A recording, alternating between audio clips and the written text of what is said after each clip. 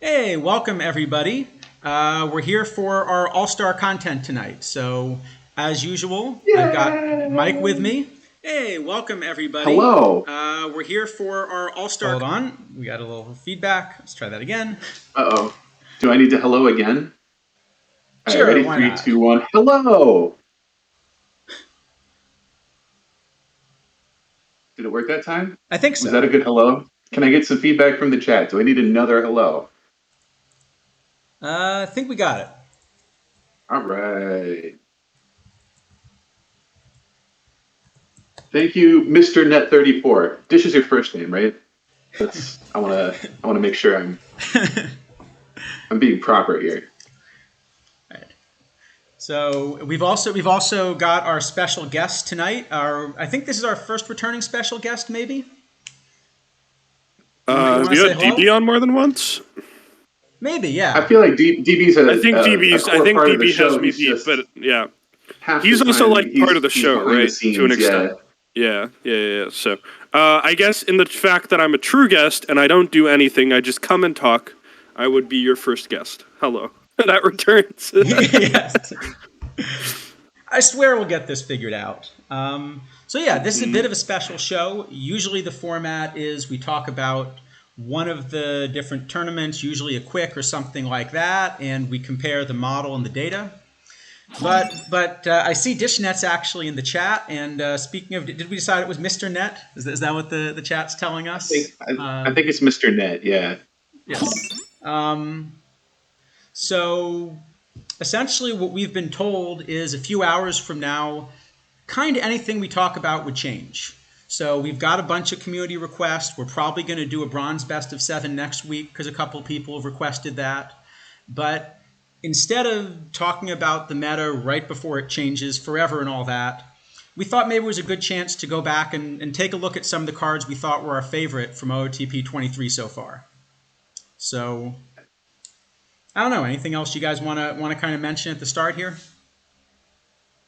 Um, Not really. I mean, I think this is a just a good chance to highlight, and I hope we made it clear when we did the voting, not necessarily the best cards, just like in real Major League Baseball, when you let the fans choose all stars, you don't always get the best ones. You don't always get the ones that have had the best seasons, but you do get what the fans want. So, yeah, I think this is a really fun thing to do here before Platinum 2 drops. And, you know, we can all tune in to This Week in Perfect Team in 4.5 hours, Yeah. where Dish is gonna give us the goods. I Yeah. haven't seen a lot of. I know when Chris did that show, he used to like leak some stuff here and there to build hype. I don't know that there's been a lot of leaking, but there's been a lot of hype. So Mhm. Yeah, well, if it's anything like Platinum 1, it should really be exciting, and there should be several cards that are going to play in really every one of these tournament formats. So, I think that's true, and I think also there will be a lot of cards that we argue about, and then find out that we were wrong about the whole time. I sounds also about think it's right. interesting too with the platinum drops, just because there's so many cards you can't show them all on stream. That even when it rolls around and it's 10 o'clock and you have to click the reload card list button, everything is still new. There's so many new Oh things to yeah, take a look at, right? I think that's really speak, cool. I also want to compliment the list you guys came up with for these all stars. I only had one write in, and I was expecting to have to write in a lot of players. And it's kind of more of an I played this card and I think he deserves it than it was that I think this card is like super, underrated, right? So props for that. hey, those are fun too.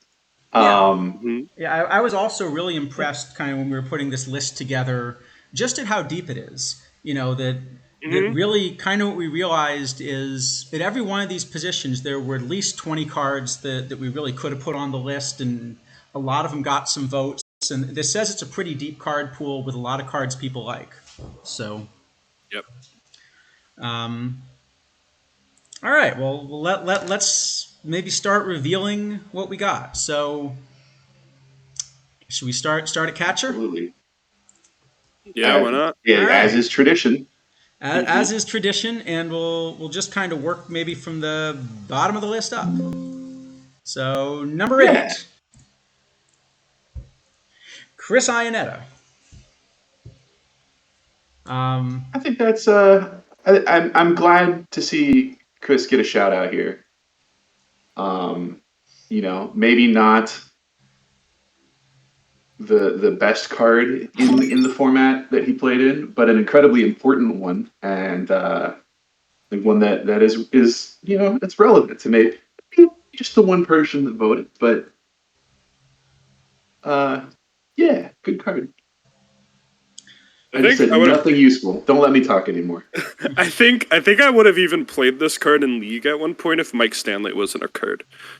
This card's awesome. Yeah, With the it's very reverse left, and it's got decent catcher ability. Like, there's a lot of things. This card's a really good 70, right? Yeah, I'm still playing this card in silver floor formats. You can platoon him at catcher with some of the other options if you want to. And the other thing I love about this card is it's one of these cards that comes in an early mission. It's the Rockies mission, which isn't one of the really hard live missions. So it's just a card that everyone in the game can have at the outset, and you can still be playing. Like I said, he's probably on a third of my rosters right now for one reason or another. card's good. Card's just good. Mm-hmm. All right. So as you notice, by the way, we've already got the percentages here. So catcher, there was kind of a clear first choice, but we'll kind of keep going down the list. Number 7, all ties, by the way, of course, are broken either randomly or however Warbot feels like it. Pretty much arbitrarily. Warbot Warbot is nothing if not capricious and arbitrary. So Exactly. All right. Number 7, JPR and Sebia, 40 overall. I think if there were an award for kerfuffle and uproar, this card would win it hands down. But as time has gone on, I think things have quieted down a little bit for Mr. Aaron Sivia, and maybe he's not the ruiner of all low caps that people thought he might be when he rolled out. It turns out 2 or 3 points in a low cap is not the end of the world, especially when the card isn't like. I mean, it's a solid card, but for the cost, which is nothing. But like, it's not a mile better than other cards as well. Yeah. Vicarious, thanks for asking. Yeah, we were really happy at how many people came out and expressed their opinion. I think we got something like 53 votes, something like Wow, that. that's really good. Yeah, yeah, we should. Very exciting. And I think we're definitely going to do this again a little bit later in the cycle. For sure. So yeah, our RCB was couple- also just fun because. So I'm going to be honest. I never bought the card and never really got interested in it. I just think In there fact, are I better think 40 overall I catchers. want to say you ridiculed those of us that did go out of our way to pick one up, which fair. I get it. I definitely felt to me like there are just other 40 overall catches that are better. It is a fun isn't he card. the only historical one? Isn't that like his big deal, right? So in historical caps, you want him, right? But Oh, that's true. yeah, I agree with you. In a live format, he doesn't really have a place, right?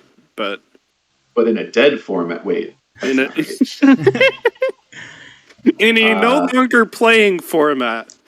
I think the other thing that hurt him is there are, and we're probably going to talk about more of them as well, but there were just so many really good iron catchers. Yeah. That, so there were some positions where an interesting limited edition in iron, I think would have been really key for the meta. But catchers just so deep. I've been playing 3+ catchers on my iron rosters all year. We can later on here, because I'm sure he'll show up, debate whether or not one is properly a catcher, but that's okay. Fair enough. All right, should we go on? Number 6. Yeah. All right. Number 6 is Del Crandall. Huh.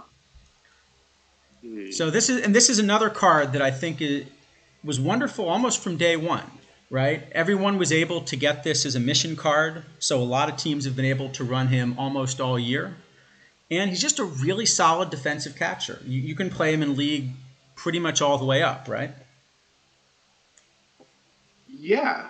Yeah, you could play him in Diamond for a very long time. I think maybe even a little too long. I'm like just a huge Mike Stanley fan, and I think Mike Stanley is like just the better version of this card, even though he's not as defensive. Certainly versus lefties, right? And a lot of people were playing Crandall versus lefties at the high level, but that is like, it's a 0 that'll hit a few home runs, but the glove is great and he's basically free, so you can't really argue with that. Yeah, I love this card. It's funny because it's both the kind of shape that I tend not to like and you tend not to like, right? I tend not to like these really high avoid K, low I cards, but the glove is just so good for what you get that I've still been playing him. And you're still a catcher ability guy, right? Or am I misremembering? I'm like, I think catcher ability is really good, but I also think like the drop off between like medium and high is like not huge. It's really like medium to low that like you never want to go low, right? So I think somebody like Stanley is actually still pretty respectable even in like league play.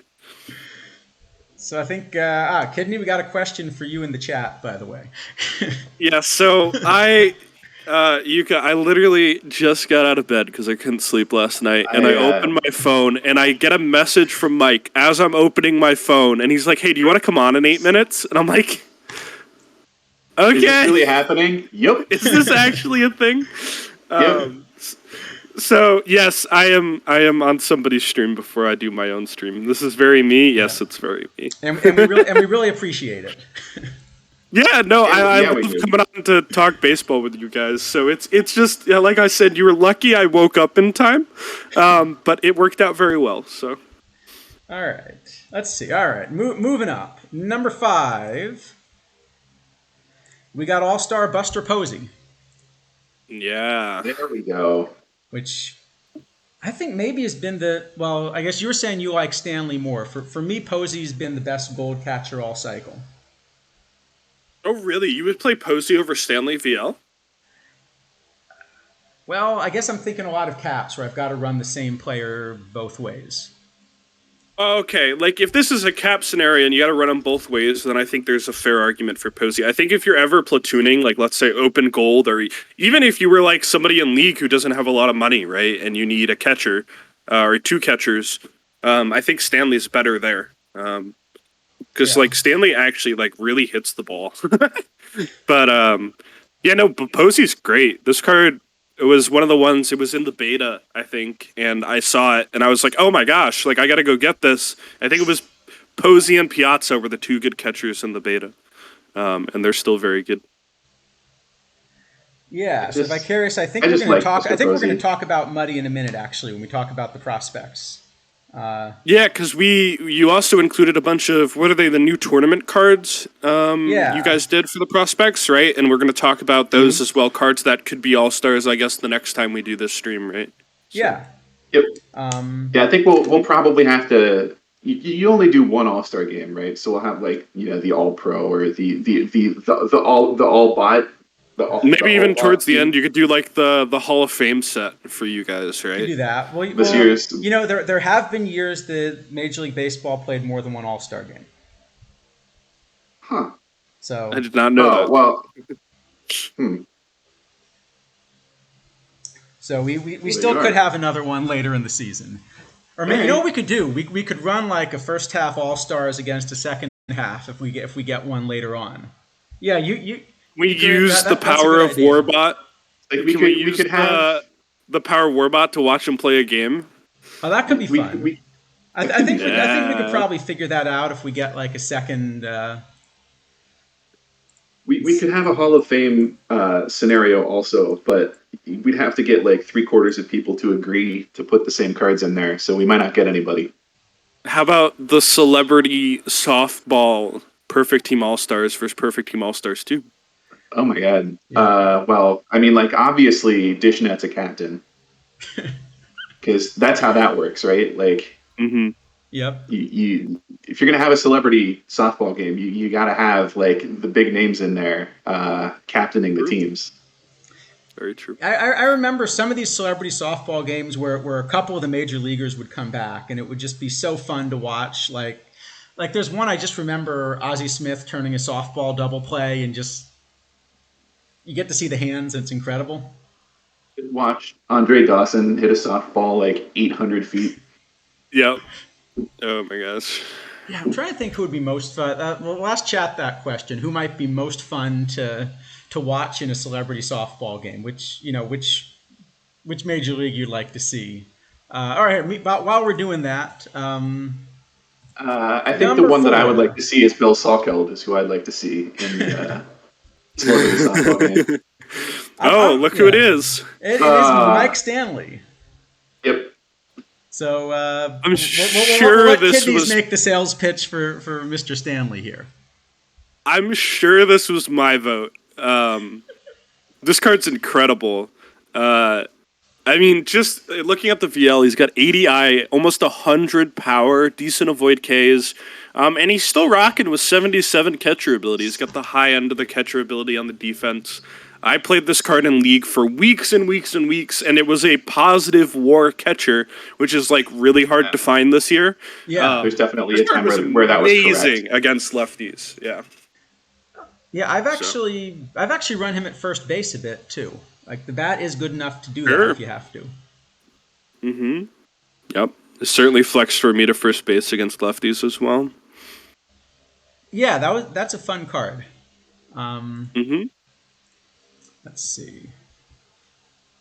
All right, I'm trying to think. You know who I'd like to see in a celebrity softball game? I would like to see how far Bo Jackson could hit a softball. That'd be fun. That would be fun, actually, now that you mention it. Let's see. All right, number 3 is the Iron Bubbles. Hey. That. Sorry, go ahead. I think it was just. Oh, There, that was there's, Mike. there's, Go ahead, there's, Mike. there's nothing really to say there. Card's just excellent. Yeah, this card's nuts. Kind of always been nuts. I'm a little bit bigger fan of Carlos Ruiz, but I think I was going to say if the 18% isn't Carlos Ruiz, then yeah, exactly. they can sort of like share this spot hand in hand, right? Like they're very. I mean, it's what 48 and 47. Ruiz is a better glove. Hargrave's a better bat. They're sort of inseparable, right? There's not a lot to distinguish between the two. So, but it's probably Salkeld. Yeah. Yeah, but Bubbles has been in. I mean, Bubbles has been so good that he's actually kind of pushed Salkeld off catcher for me.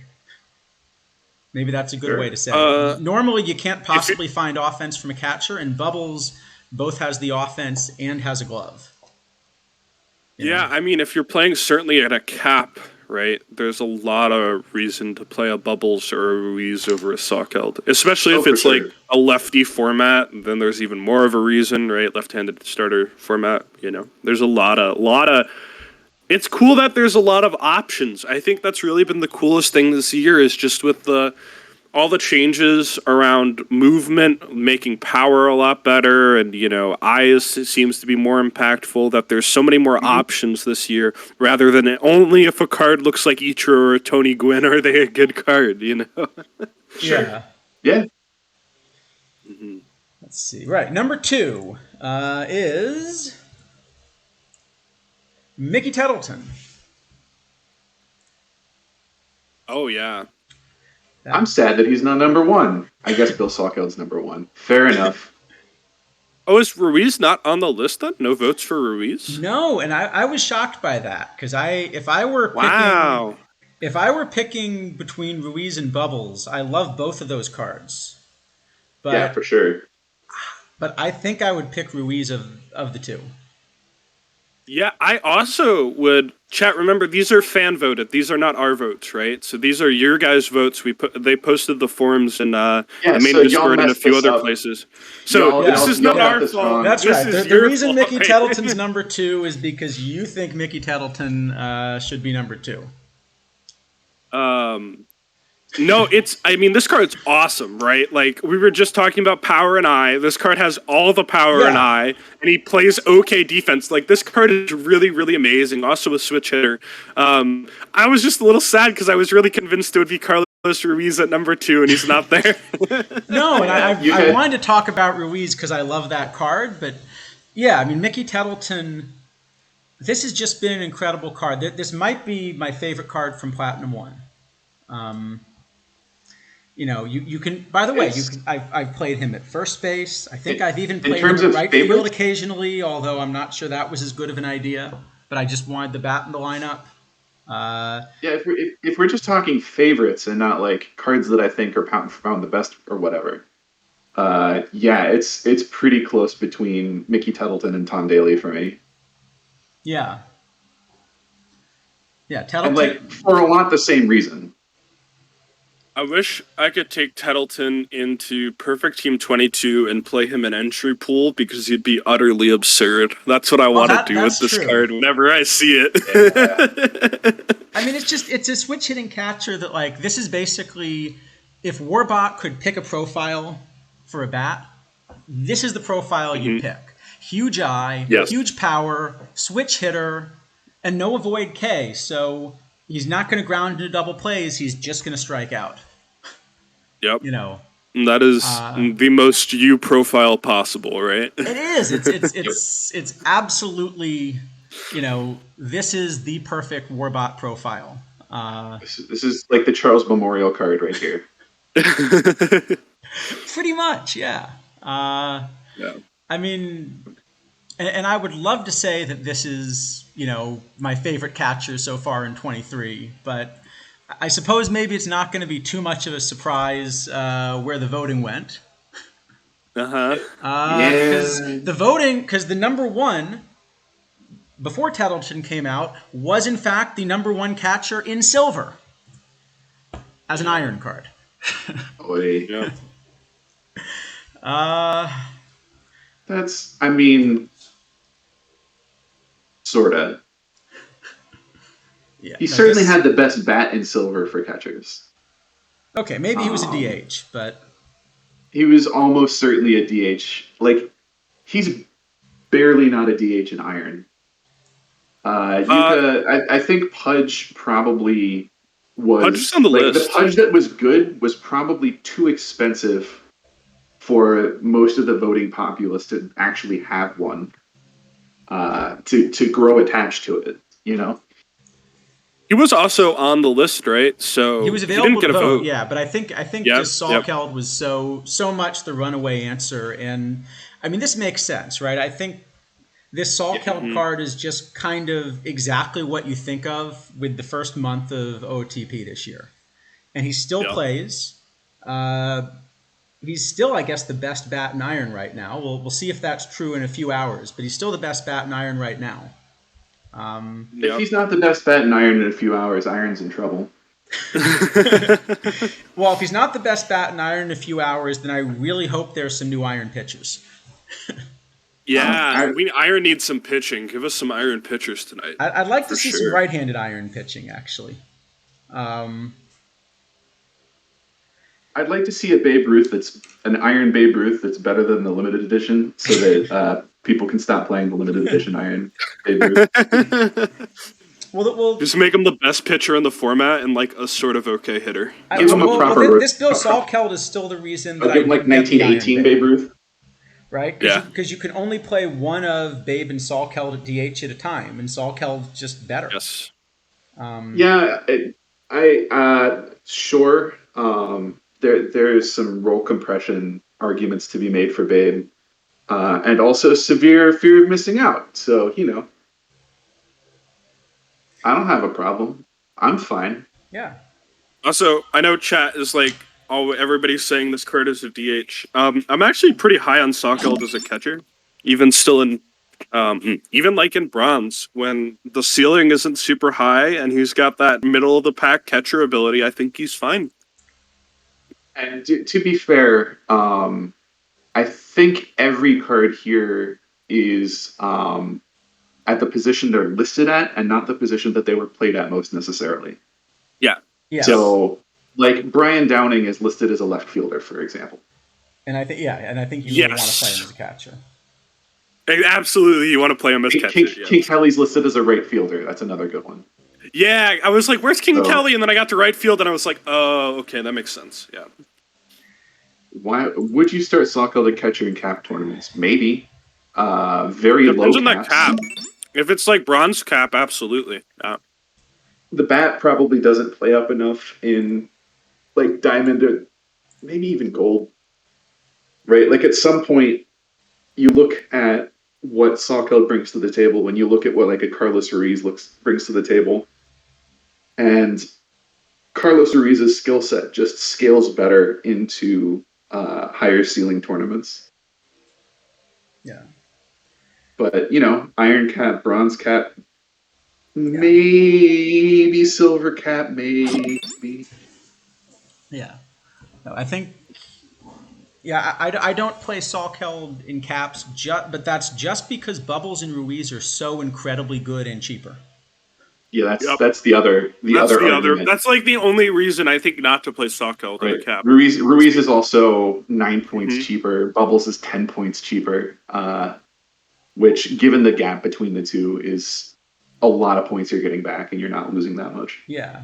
Yeah. I mean, I think Bubbles and Ruiz are some of the most efficient 47s and 48s, and that maybe makes them even better for building than Salkeld, but I still love Salkeld. Yes. So, yeah, so I guess before we go on, I'll just kind of ask the panel here. Of these 8 cards, which one do you think is going to stay relevant the longest? Tettleton. No hesitation in that answer. It's got to be Nicky Tettleton for me. Tettleton. I would agree with that. Yeah. I think it's just going to the be eye's very always hard. Gonna play, you mean? Well, the eye and the power are probably always going to play in silver, right? Like, if we just think about this card is a silver card, I don't think there's any replacing this card this year, probably. Yeah. There was a hesitation, DB. There was me waiting for Charles to finish talking. I was just being polite. I'm eating, so no cam. I can take advantage Nicky of it. Tettleton, just everything about the card is great, right? Like the things that he does well do kind of play up, so he winds up being a really interesting bench bat for like open cap kind of tournaments because he can be your backup catcher and your backup first baseman, and maybe play a spot game in right field from time to time, which you prefer to not have happen, but not the end of the world. It's an outrageously good bat in silver. He switch hits. It's just like, what do you want? Mm-hmm. He played for Baltimore. I mean, come on. That's true. Get a little bonus for you there, Mike. What I also love about the Tettleton card is that's the Mickey Tettleton I remember as a kid. Mm-hmm. And it's a really representative card. And actually, that's kind of cool. Looking at this list, so we got a lot of cards at different levels, and it's a good mixture. We've got two mission cards.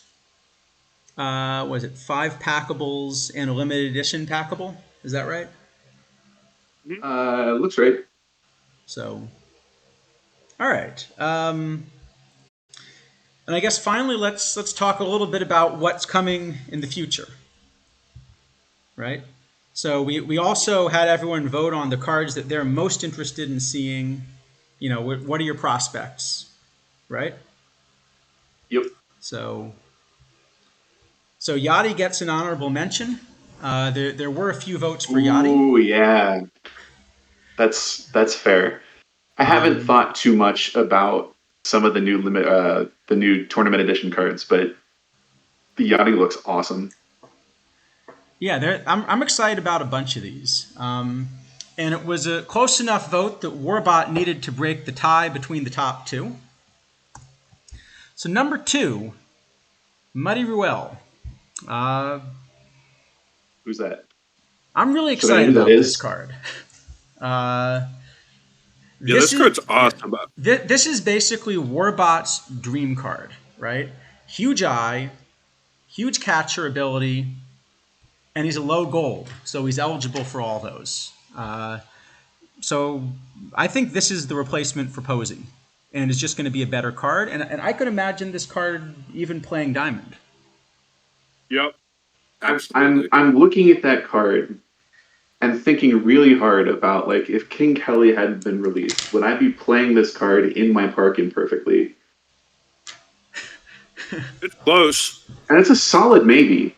Like, Mm-hmm. I don't know that I can say much more in favor of the power of that card than that, right? Like, well, the power of that card's the one thing you don't want to mention. All right, next. I'm sad now. This card is awesome. Pretty sure this was my vote for top prospect. I'm not really a fan of the Yachty too much. Or if I remember the other catcher correctly, I'm not really a fan of him. I think this Muddy card is, like, amazing. Because, like you said, he plays low gold and above. And he plays a lot of above because of how good of a card he is. So. Yeah, I think this is actually even better as a cap card because the things that he does well even play up a little bit. Yeah, eye and avoid K's play up very high, right? So. Yeah. Well, and catcher ability as well. Yep. So, yeah, because catcher ability is really not kind of scaling against something. It's just a bonus for your pitcher. You're playing against the umpire, basically. And the top prospect, although it was a tie, is the recent limited edition Bresnahan.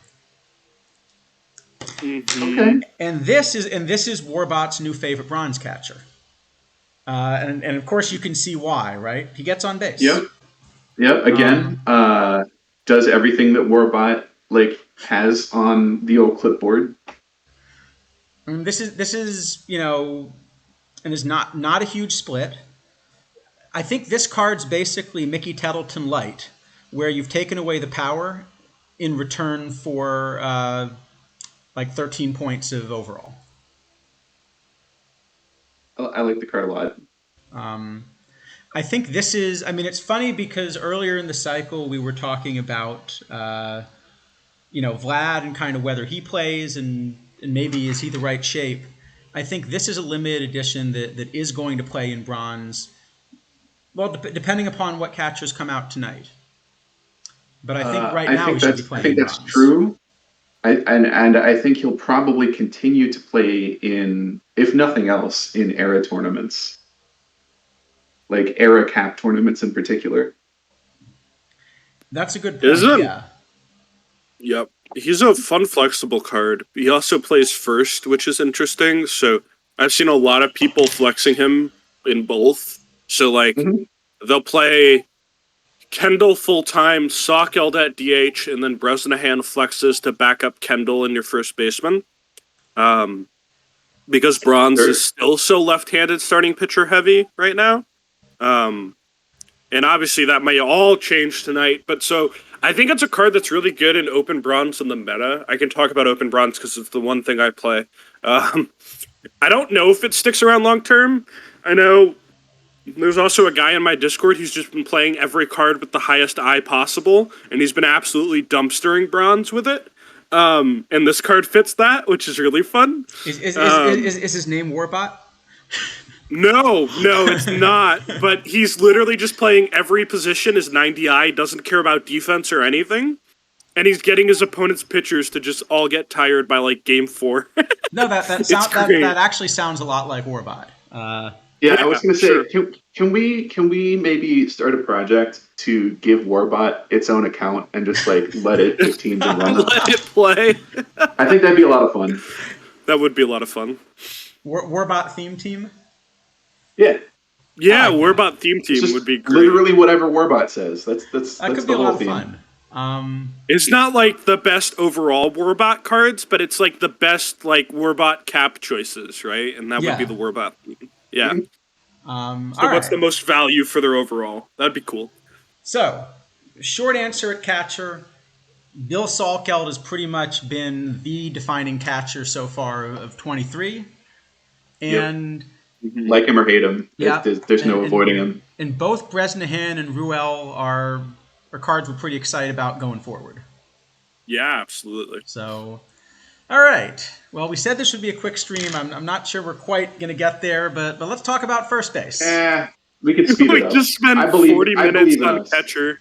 Nice. No, Let's go. we We spent started a like little 20 late. minutes on catcher and 20 minutes just like BSing about random stuff. But that's the best part about streaming. Well, of course.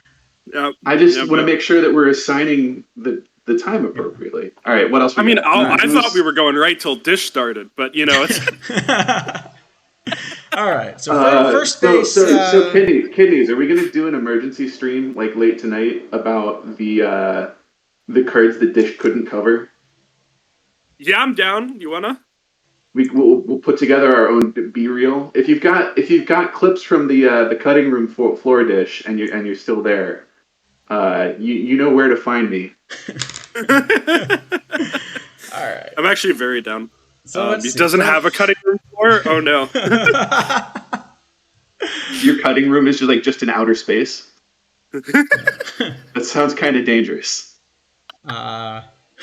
All right. First You just- base. let's- So first go ahead. base we had 10 cards that got some interest, so it was not quite as much of a blowout. And number 10 is a platinum card, Phil Cavaretta. Ooh, number 10, really? The first base has Okay. got a lot of great options. There's First a lot base of is really- crazy. That is true. But like this card is so good for a 42. I was expecting a little more love, right? Because 2% is one vote, right? Is that how it works? Yeah. Roughly, yeah. Okay. Okay, so stream over on twitch.tv/yourkidneys late tonight, well after we've had a chance to read and digest Dish's cards I didn't have time to talk about, but I think are cool slide. Yeah. Yeah, I'll put together like a formal promo and post it in my Discord and other Yeah. places as well. Sounds it. good. It'll be Here we my go. debut stream with drops, and we'll have Mike on, and we'll have some fun. That'll be great. So let's see. So yeah, I mean this Cavaretta, he only costs you 2 points in cap tournaments. I think he just needs to be in every cap, and Yes. he's also on my roster in open iron. Yep. Yeah, I could see Yep. that. I mean, the bat's just great. Yep. He's one of a handful of incredibly nonsensical Platinum 1 iron cards where you're just like, I don't, why is this a 42 and not a 54? Yeah, I was Why playing, is this a 47 and not a 60? Like, I don't understand. Yeah, I was playing Matejevich for a long time, just as a 41 backup first base, backup some outfield, and this is just so much better of a card for one more point. Yeah, this has been one of my favorite cards just for cap builds. Cool. So Yeah. Solid card. I get why someone would vote for it. I absolutely would have voted for it, but there are cards I like even better. First base is really deep. Number 9. One of our favorites is the Bronze Joe Harris. Oh yeah, okay. I mean, this is if Phil Cavaretta being number 10 makes a lot more sense in the context that Joe Harris is number 9. Right? These are both cards that are powerhouses in their respective formats. But first base is incredibly deep, and people play a lot of different formats. So I'm excited to see what else we got. Yeah, but I mean, Harris, Yeah, I mean, Harris up we had as the until- best bat in bronze, right? Just overall. Just about. I think up until Bob Hamlin came out, very true, right? This card is nuts. It plays 3 positions very well in bronze, and the bat is great both ways. Like this card is I think it's still a must-run bronze card at one of those positions to today from when it came out, right? Which I think it's a launch card. I think it was out so, of launch, yeah. wasn't it? Yeah. Yeah, Yep. yeah. So this is like, I'm really surprised to see it so low. There's gonna be the first base is just a stacked position, is what we're getting at, because Cavaretta is maybe the best iron first baseman. This is probably the best bronze first baseman for the whole cycle, right up until Hamlin, which was a month ago or whatever, right? This card is awesome. If you're not playing him in bronze, fit him in somewhere. He plays, like I said, 3 spots, and he's an amazing hitter. Yeah, no, first base is just so deep. Let's see, number 8. Number 8 is the new build a lineup Willie McCovey, which I think Sure. this is the best. I think this has been the best bat I've run in Perfect League. Admittedly, I am no longer in Perfect League, so that may say something about my build as well. Willie McCovey is like 96% of Lou Gehrig for a fraction of the cost. That's all. And this McCovey card is at least eligible to play in left field. So if you're really just going to go all offense, you can do that, which you don't get to do with Gehrig. And I would not recommend, but you can do it. That may have been a little exaggerated. It may be closer to like 90% of Lou Gehrig, but 90% of Lou Gehrig is still an incredible card. Yeah, I'm trying to do the math in my head. Like, Lou Gehrig is still a mile better than every other hitter. It's not even relatively close, because I've been doing data again, and it's still the same gap of Lou Gehrig on every other card. I believe McCovey is second best hitter, right? Also a left-handed first baseman. So here you go. Yeah, but I think the gap is like 0.02 points of WOBA, which is a lot, right? That's incredible from the first to second card, but it still shows how good this McCovey card is, right? It's an incredible card. Yeah, no, but McCovey, I have McCovey as the second best bat overall in the game behind Gehrig. So best build a lineup bat for sure. Maybe even the best build a lineup card. I probably like King Kelly better, but McCovey might just be that good. If we're including King Kelly as a build a lineup, I would definitely take King Kelly, but McCovey is awesome. Yeah, I'd have to think really long and hard about it, and it's not because I don't think that King Kelly is excellent. Yeah, McCovey. This, I think, was one of the cards I was most excited to see in build a lineup, because I was sort of expecting that not all of them would really end up playing, and a few might make the roster or something. And I hadn't remembered a really useful McCovey, and this is just a great card. It's great. It's fantastic. I think once this card was revealed, I was like, oh my gosh, we're in for a big night. If we're getting this at first base, right? Yeah. Yeah. So, all right. But he only got 4% of the vote, because he only got like 2 votes. Yeah. And well, next, we got absolutely my favorite second and third baseman, John Morrill. Oh my gosh, yes. Again, hard to argue with. It really is. I mean, look at this play. Logoed bully. I think this is still the best right-handed first base bat in the game. I don't mean the best right-handed low gold or the best right-handed gold. I mean the best right-handed first base bat in the game. Are we including prospects? That's okay. Maybe that's true. There's some prospects we're gonna have to talk There's about. 2 prospects that I think are much better, but I think this card is definitely. It's probably a top 5 first base bat. Yeah. I'm asking myself how I feel about Frank Thomas. I would play Frank Thomas over this, but it's actually close, which is scary because this card is an 82. Yeah, this has been my favorite card, and Warbot's answer to this is, but do you see that I number? And do you see the fact that he has absolutely no split here? Warbot says the bat is so good that you can run him at second base, and you can actually even run him at third base because the bat is so incredibly good that you can do it. I think, according to my stuff, which I haven't done in a little bit for defense, but third base is puntable defensively. So this card is legit at third base. Right?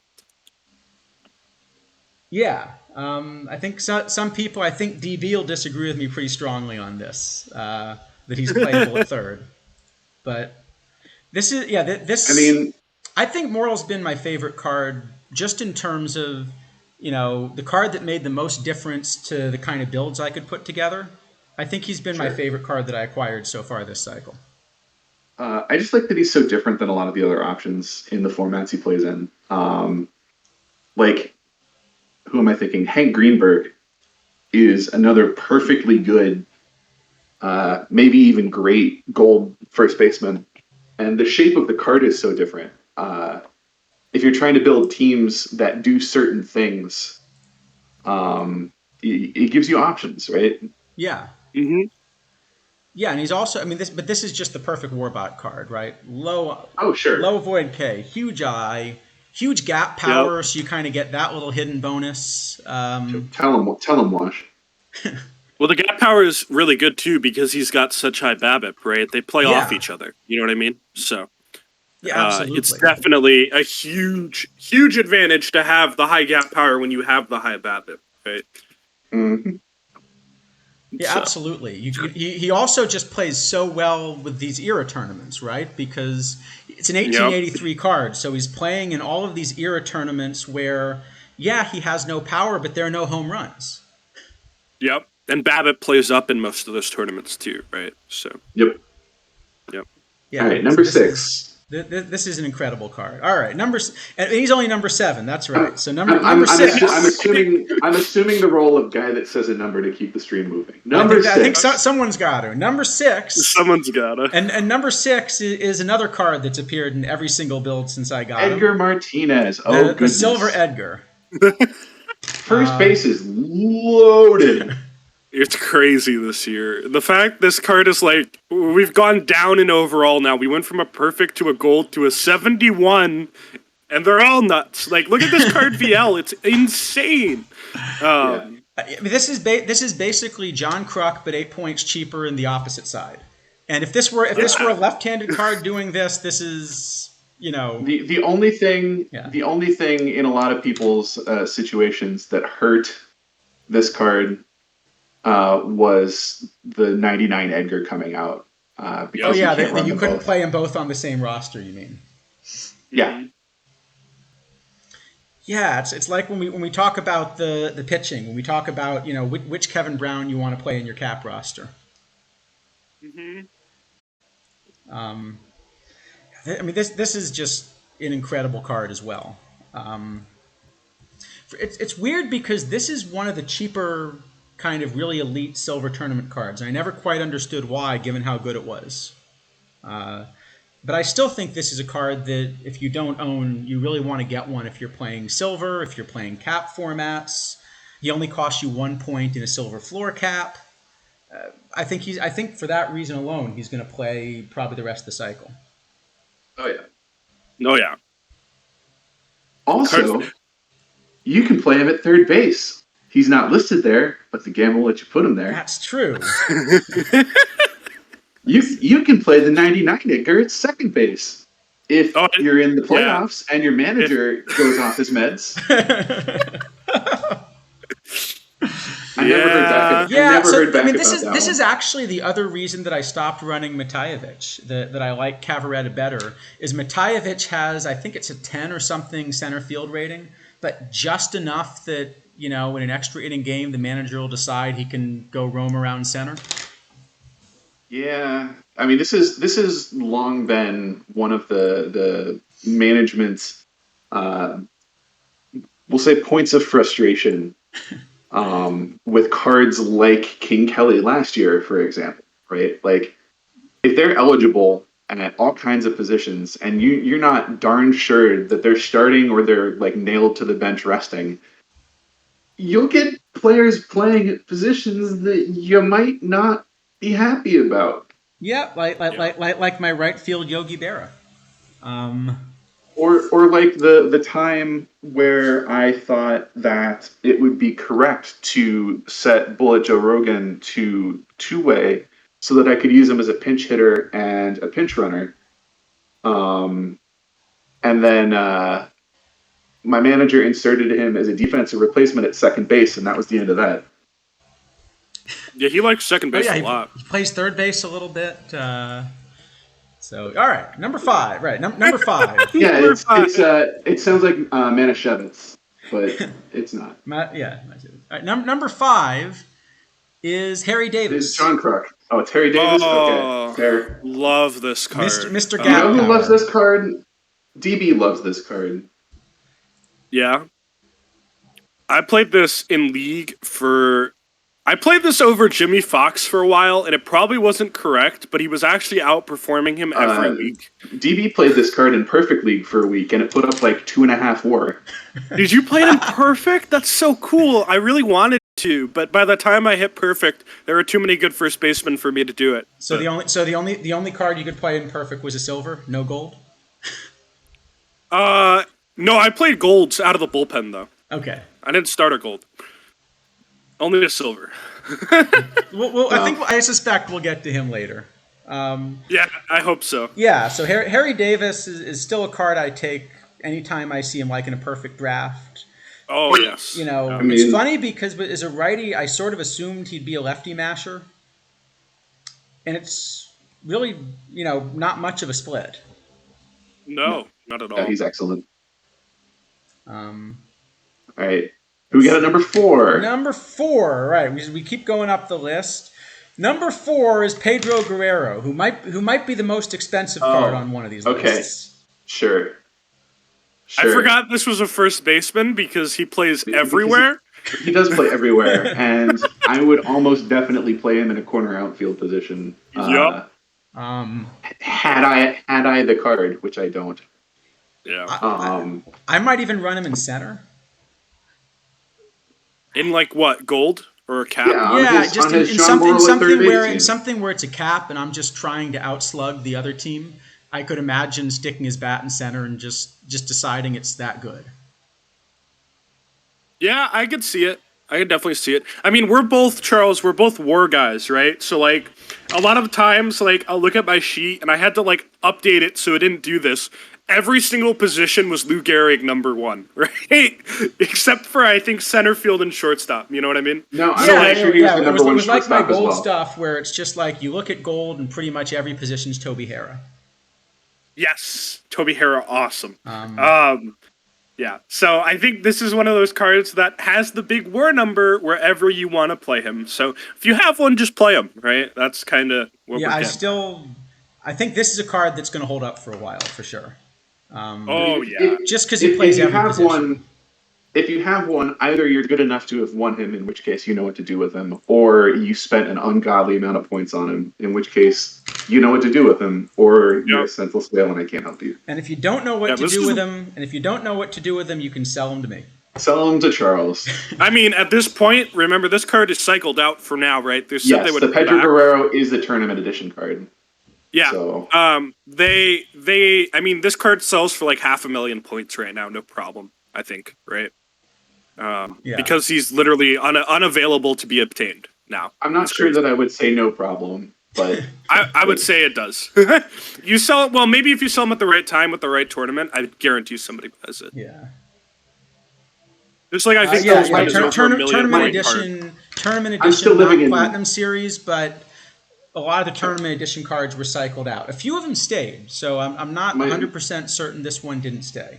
It was just Tip O'Neill and Paul O'Neill because they were was it only those the only two? ones Okay. that stayed.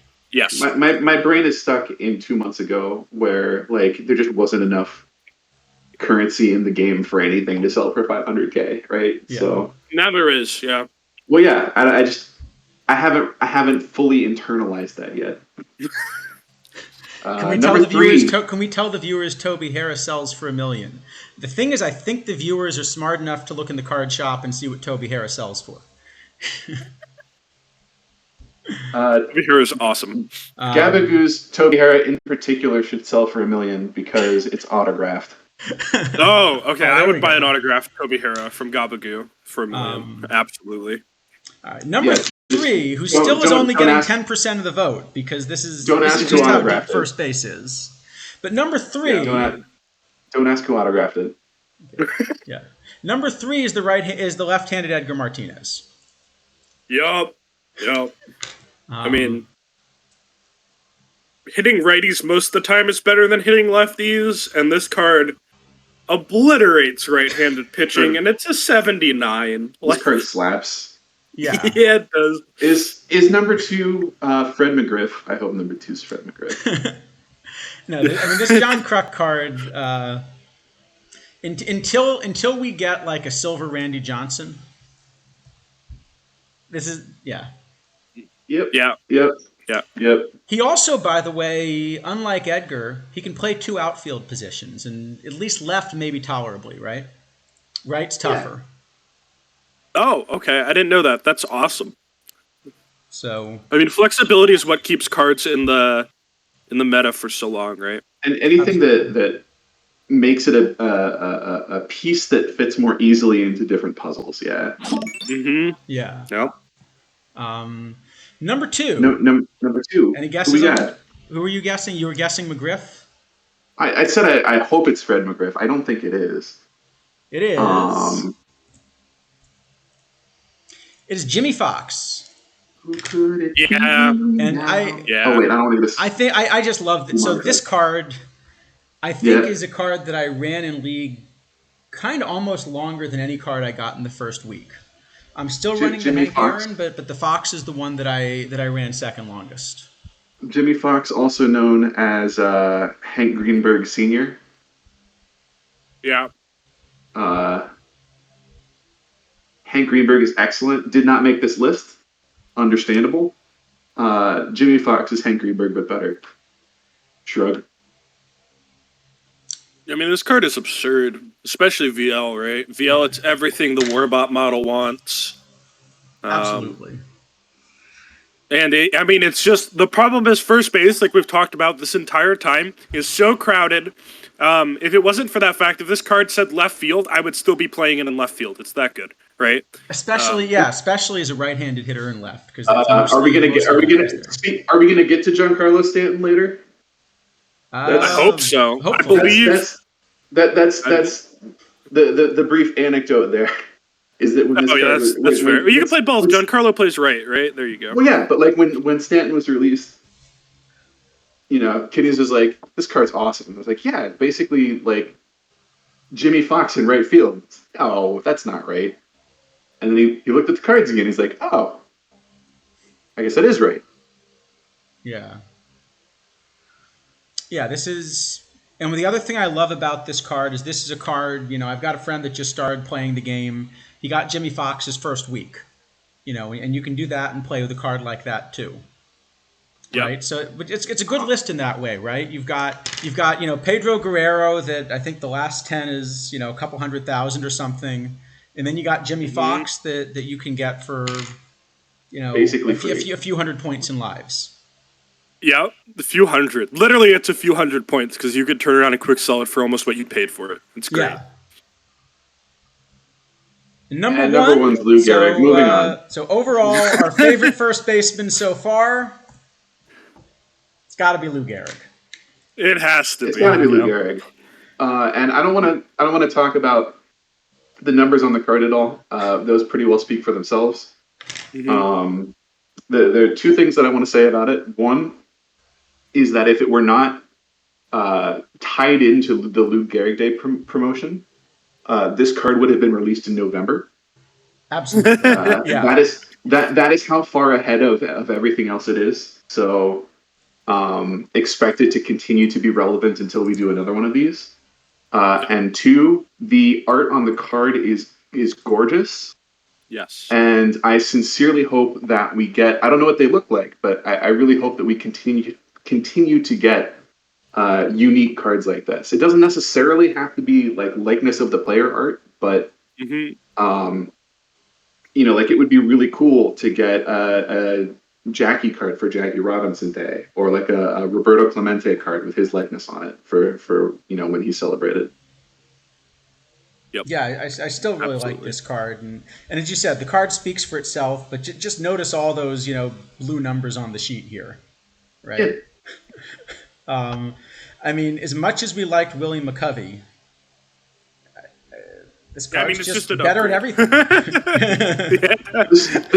This card is splitty, and it's still like a top 3 bat versus left-handed pitching. Yeah, I have him number Absolutely. 2 VL and number 1 VR, and it's going to be that way for a very long time. A very Oh, long oh, time. and by the way, he also plays pretty good defense at first base, Yes. and he can bunt, Yep. Yep. and he's Who's not the even who's and he's not even as a bad runner for a first baseman. No. is the better VR Hugh Duffy or better VL rather? No, it's Hank Aaron. I mean, Hank is Oh like Yeah, yeah, a okay, yeah, you can okay, mile play Hank. better VL than every other card. that's But fair. if it wasn't for that, this card is easily number one. Right? Yep, Yeah, fair Yeah. enough. and Yep. it's going to take a while to unseat him because if you make a short list of the best first basemen in the game, Lou Gehrig's going to be up there, and this is a Pete Gehrig. How many Lous do Yes. we think are out there? Hundreds at this point, probably. I don't think hundreds. I I'd think say probably hundreds. like 100 to 200 in there. Yeah. I think like like yeah, Yeah. I- Yeah. in the neighborhood of 200 would be my like between 150 and 250 would be my guess. Yeah. All right. So which of I these still cards do don't you have think? one. Which of these cards do you think are still going to be relevant for a while? I think we're pretty convinced Lou's going to be Yes, relevant for a long time. Lou's going to be relevant.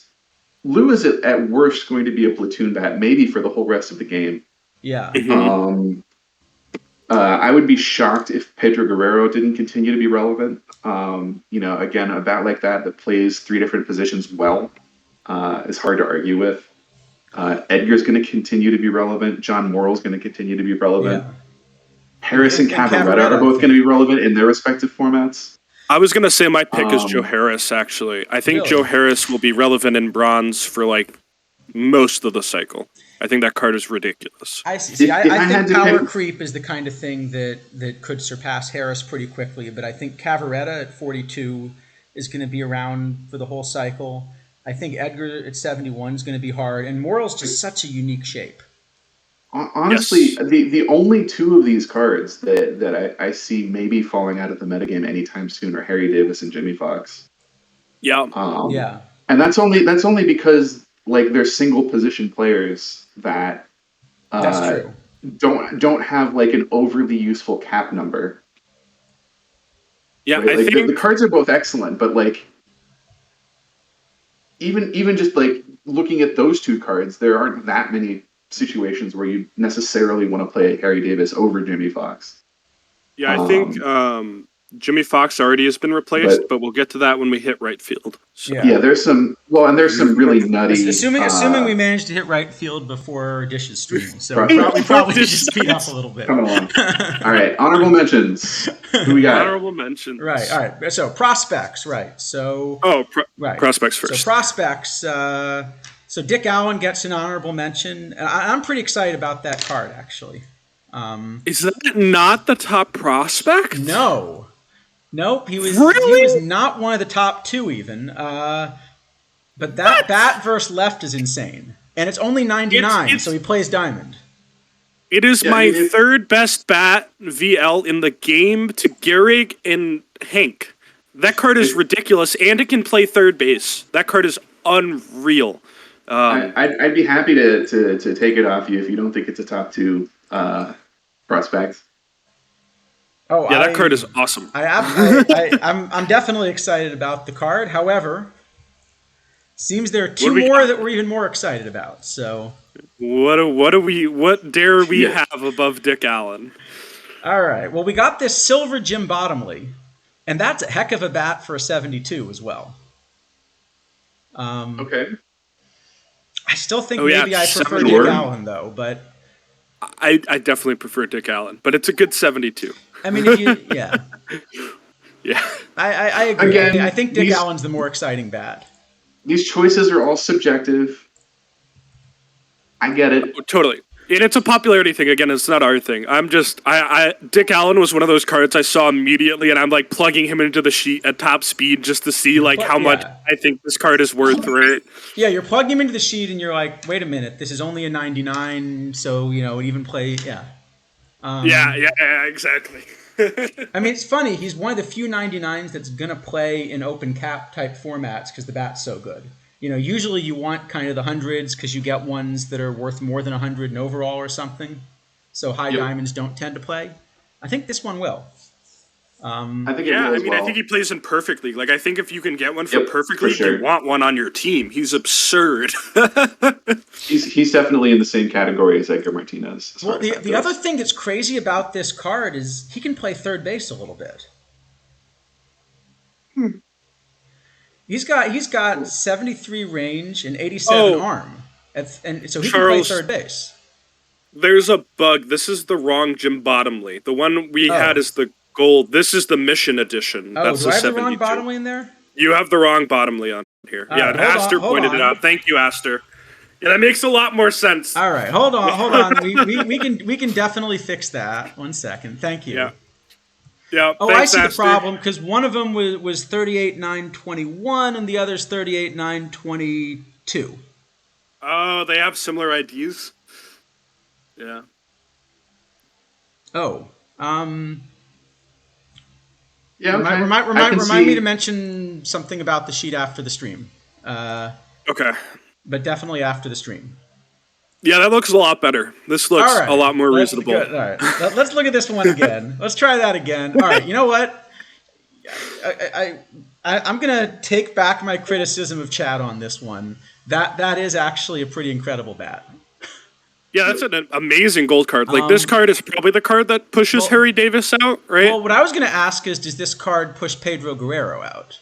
Pedro plays other positions though. Let's say it might push him out to the outfield, but I don't think it pushes him out of the metagame. Yeah, I think this is definitely the Harry Davis upgrade if you can get one. Yeah, I mean I think it's pretty cut and dry too. Just a little bit of a better card. But the fact that Harry Davis is number 5 and this card is a better version says a lot about this card. So yeah.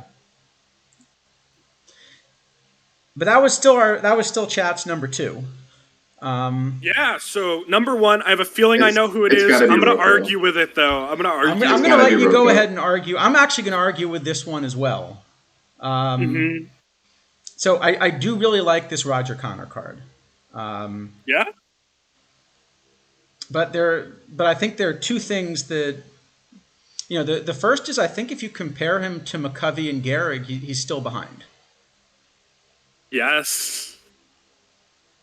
I want Roger Connor specifically for the ballpark that I'm playing in, and not because I think he's like a must-have. Yeah, I think if you're playing lefty contact, righty power is probably the only time you want the Connor card, unless you're playing like full defense or full nerf, right? As well. Yep. So it's a very, very situational card.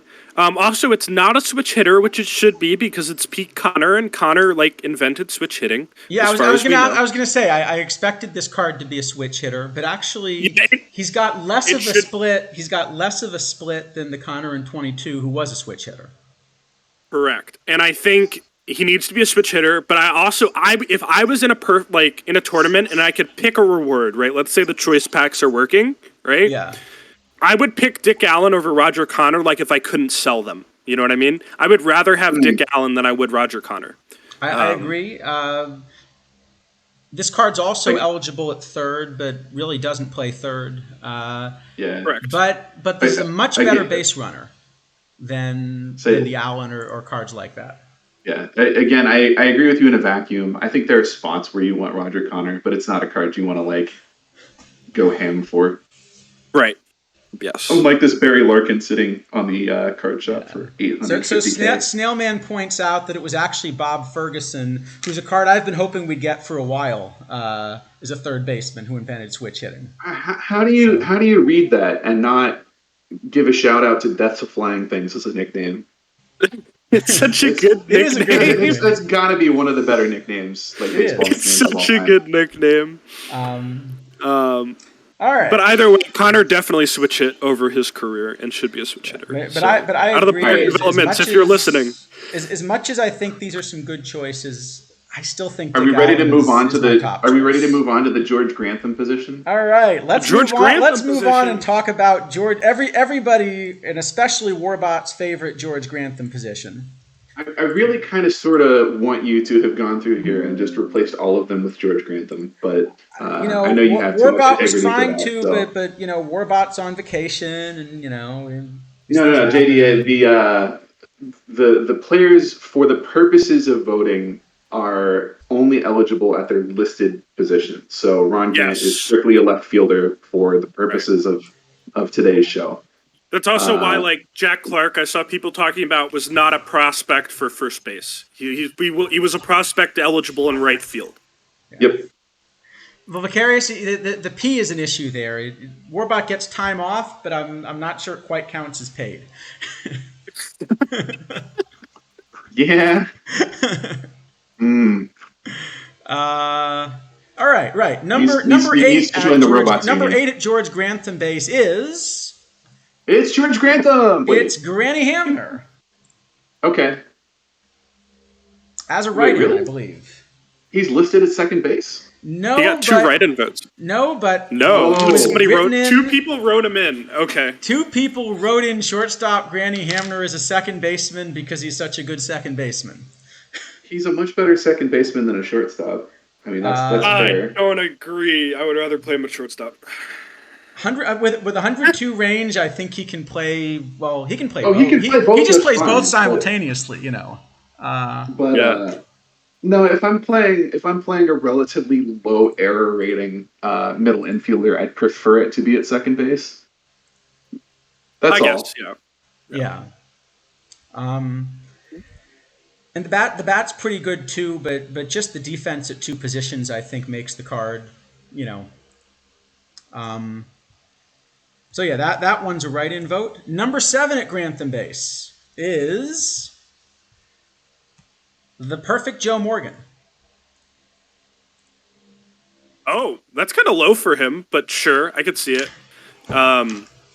This card's very, very good for a Joe Morgan card, but I think defense is probably going to hurt it in the long run. So I understand it being lower. Is it time for my second base defense rant already? All right, go for it. Go for it. Let's do it. All right. So, man, do I even have it in me to do this right now? If you're looking at perfect team, like the either open tournaments or playing with your league team, second base defense has been, we'll say, challenging to find this year on cards. I think if you're looking at cards that are listed primarily like as second baseman, they really cap out in the mid 80s in infield range, which is not as good as you want it to be. It's really not. So you wind up in this weird situation where like all of your preferred second basemen are converted shortstops, which I guess is kind of like happens in real life, right? Like a lot of your second basemen are players that couldn't cut it at short. Yeah. But like Pop Lloyd, turns out not actually all that much worse a second baseman than Joe Morgan, right? He's much more defensive. But he's got like, I don't know, something like 14 infield range on him. Yes. Which is a lot. Like a lot. Yep. Yeah. So, But Joe Morgan definitely, the bat absolutely is going to play for a long time. oh, the bat's great. I have no problems with the bat. I'm just when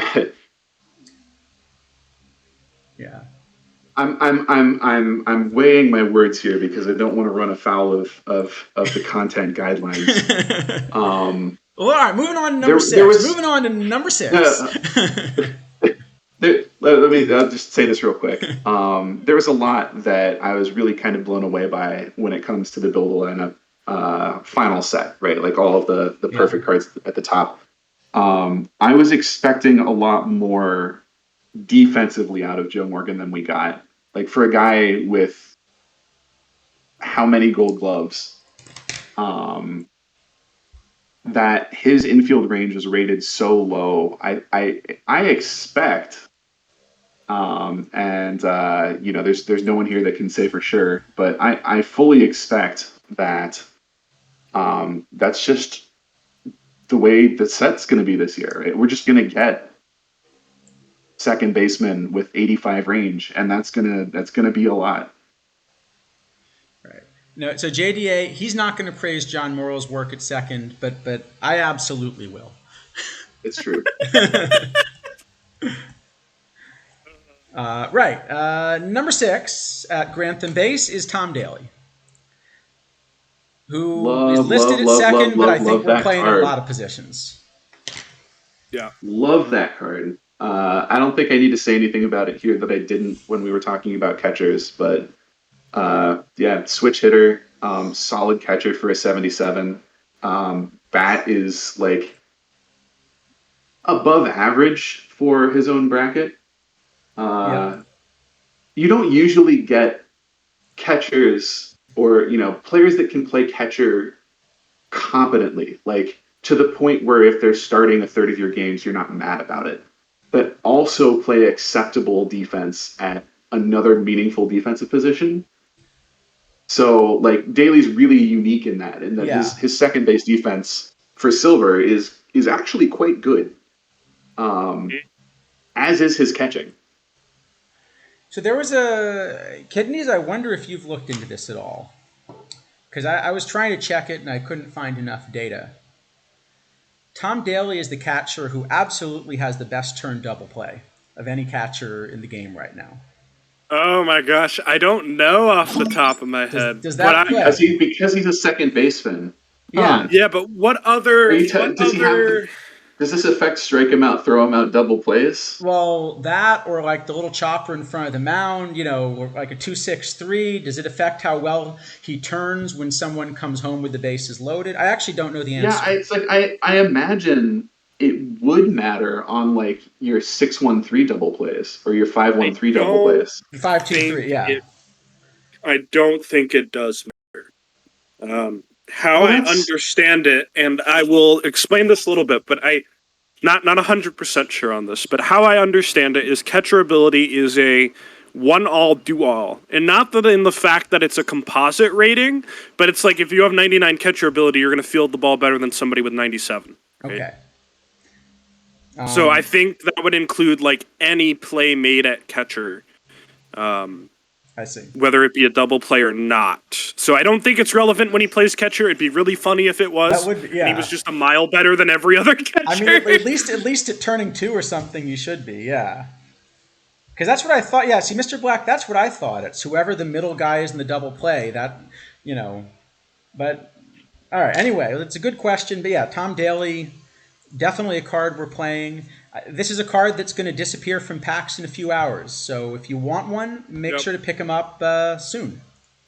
Oh, actually, just an important note, too. They said Plat 1 will be disabled at the start of the stream, which is 9 p.m. Eastern Time. That is in, like, roughly 3.5 hours, right? Wait, so if you rip a pack during the stream, does that mean you can get neither set of platinum? No platinums. That's what how I understand it. Yes, that's what the little blurb today said when you logged in. So if what you really want is like day 1 release silvers or something, you should rip them during the stream. If you want Lou Gehrig, actually, your best odds to hit Gehrig are during the stream. That's an interesting point. Yeah, that's true. Huh. Yeah. All right. Don't actually do that. The Plat 2 cards will sell for a lot of money, probably.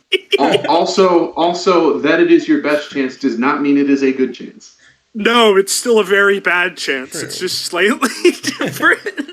But if you're just optimized, all right. But Number 5 at Grantham Base is the Tournament Edition Ryan Sandberg.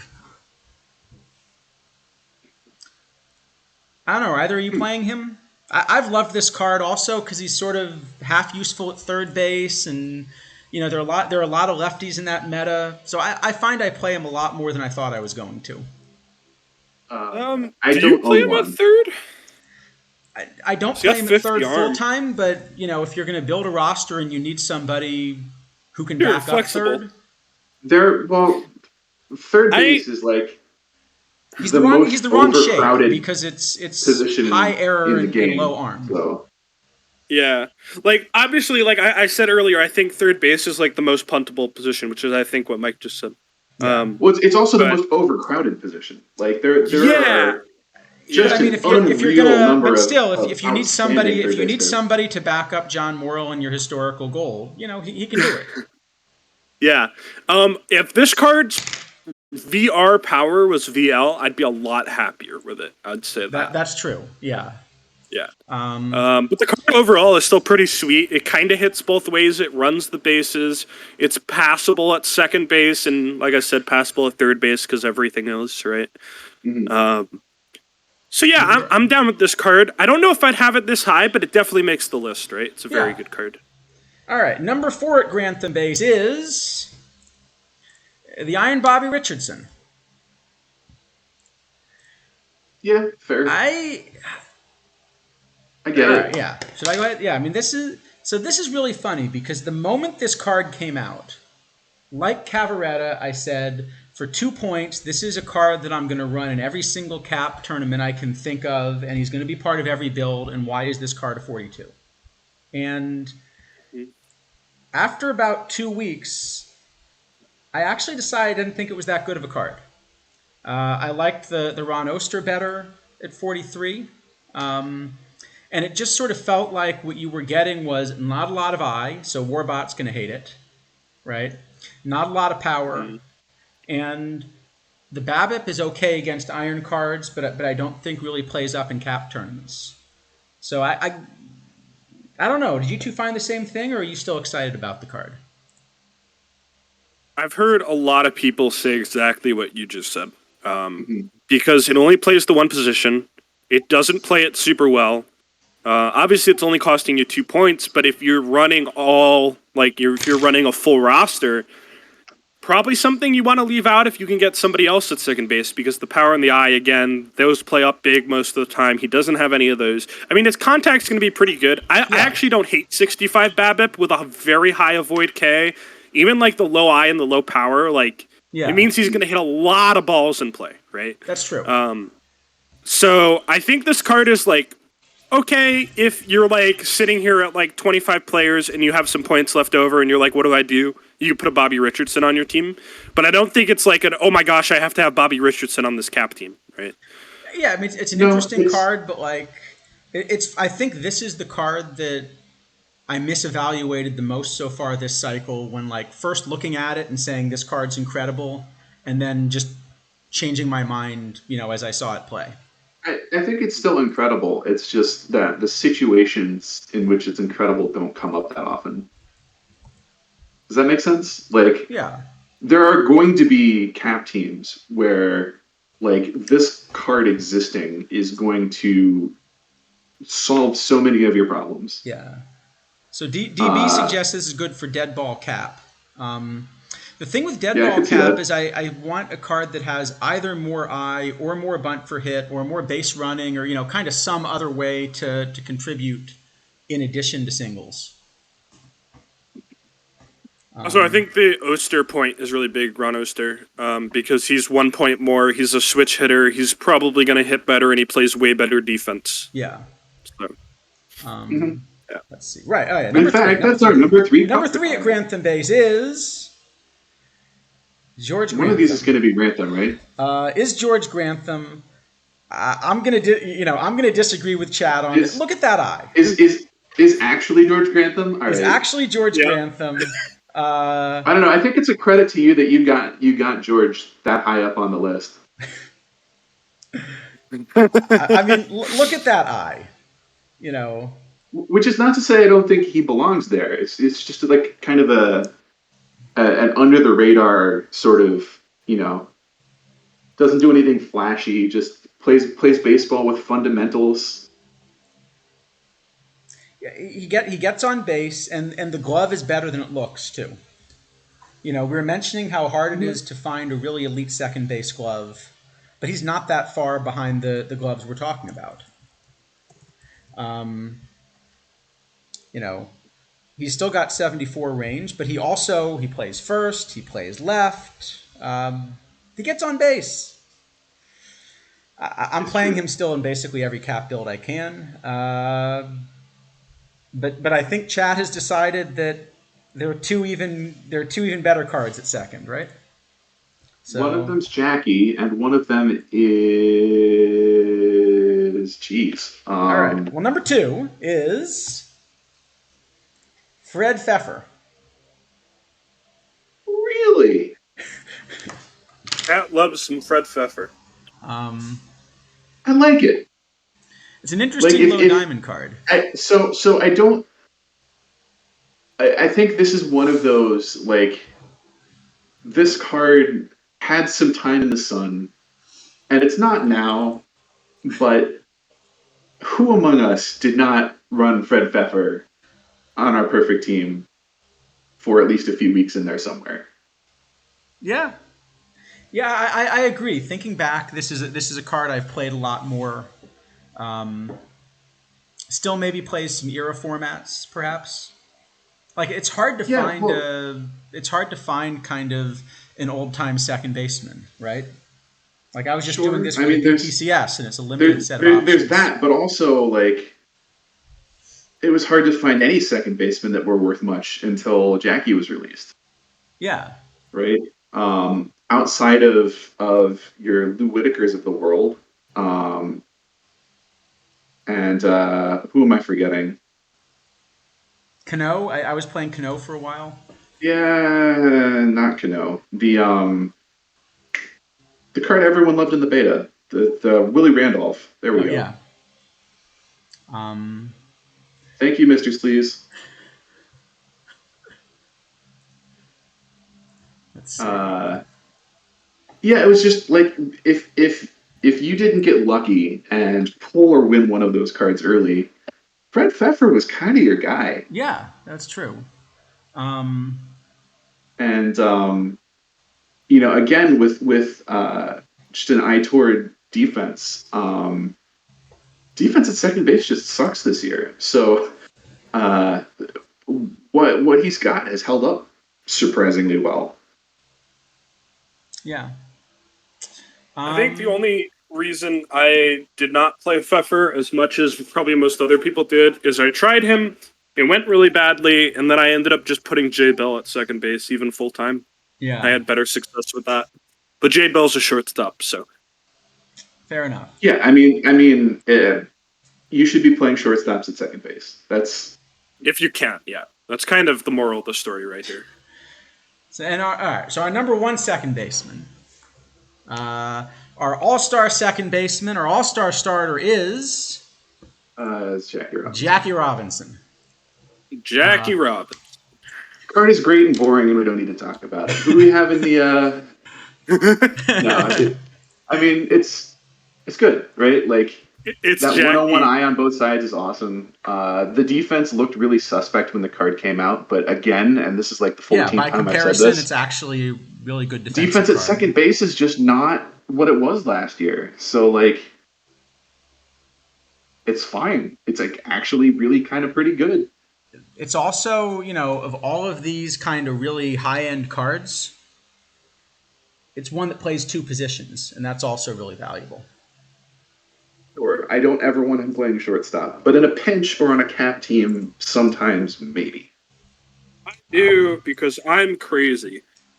So for Ludwig, Hera's listed as a third baseman, so that's where he's eligible, even though I know that's a stacked ballot here.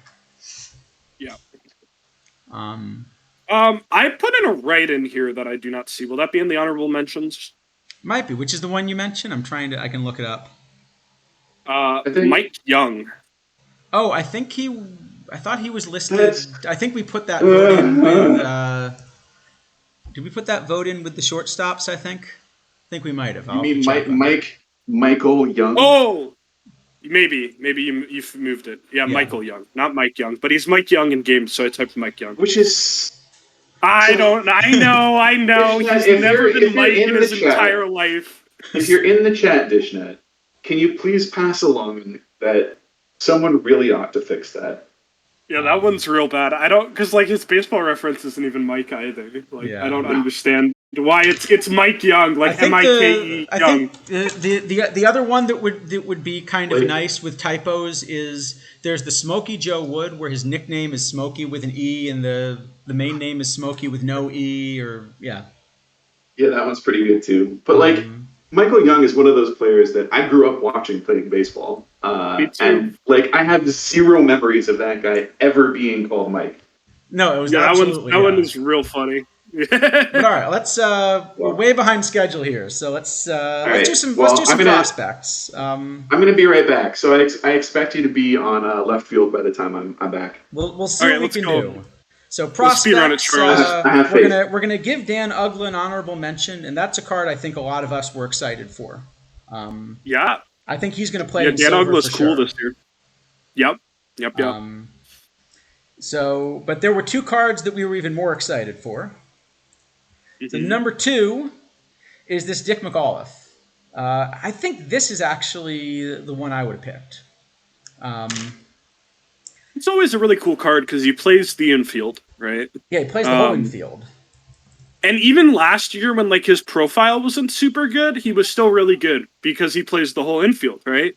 And this year, his profile is actually much better, right? Yeah, so he's only 92. Very good card Fion, right? Yeah, he's only 92. Yeah. And also, we were talking about how hard it is to find a defensive middle infielder, right? Yes. We were just talking about that. Well, this guy has 87 range. Yep. So he's got more range at second base than Morgan. He's got more range at second base than Jackie. Yep. This is just a great card. Yeah, it's a very good card. Absolutely. What do we got for number 1, which chat really liked? I see that's a 4 there. 40 something. Because McAuliffe is definitely, he's sort of like a verse right version of Toby Hara, except that because he's low diamond, you can't quite put him in as many builds. Yes. Yep. Shout out to Dan Uggla for being one of the weirdest baseball players.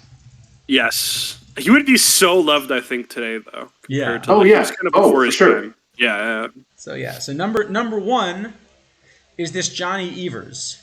And that's also a pretty good looking card. I want that card. I really want that card. That card's awesome because he plays like actual defense. He's got crazy eye, not going to strike out, high BABIP, high gap. Like this card's going to mash righties and play great defense. And everybody should be trying to get one of these. Yeah, this is your defensive second baseman. It's hard for me to get one. The only thing about Evers is he only plays second, so you can't run both him and Morgan. And you already have Morgan, and you already have Pop Lloyd, and you already have Jackie Robinson. So let me get Johnny Evers. No, let me get Johnny Evers. No, see, because if I get Johnny Evers and I get Frank Chance, then I can just retire. Oh, okay. You've already got a Tinker, huh? Yeah. Oh, yeah. He does already have the Tinker. Yes. I've had Tinker since the second week. I don't know. There was so. I spent a little bit of money the first week of the game, because people told me that was like a good time to do it. Right? It was just a useful thing to do. If you're ever going to spend money, spend it now. Okay, cool. Right. So I had some points, but like nobody was opening packs because the launch was a bit of a mess, and like people were waiting for it to kind of even out, and I wound up picking up a Tinker for like $30K on a buy order, and it was just like the weirdest thing ever, and I loved it. Yeah. So it is pronounced Evers. I thought it was Evers until like a year ago when it might have been Dish. I heard it was someone doing one of someone doing one of the like live streams. I think Dish was doing. I think it was a This Week in Perfect Team. Maybe, yeah. And someone pronounced it correctly. Oh, okay, that's how it's.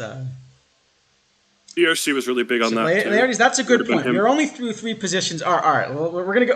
Let's get going faster here. As much as these are fun, surely third base will be quick because it's not like surely there's no good cards we really at want to third talk base. about, right? Oh boy! All right, let's third get going. base, Third base, we had a lot of cards with votes. A few that we're not going to even get a chance to mention are this Arenado, who's just been incredible since inception, and Don Money, who's part of every build you can get in silver, and we're not even going to mention those cards, right? Yeah, those are great cards, and they're just not even on the list because third base is absurd. So in number 10, we've got the Diamond Chipper Jones. Oh my gosh. I mean, what is this? Switch hitter. Also, you can also play him in left. Maybe that's even a better spot. Clobbers righties. You know.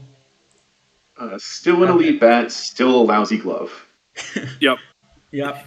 Number Right, 9. we can go a little faster, but yeah, that's a fun card, and that's and I don't think that's even the best chipper we've had. No, it's not. It's The other one might be on here too. Number 9. Number 9 might. I think this might have been my vote. Actually, is this Eddie Matthews? Just look at this bat against right-handed hitting for 82 points. It's disgusting. It's absolutely disgusting.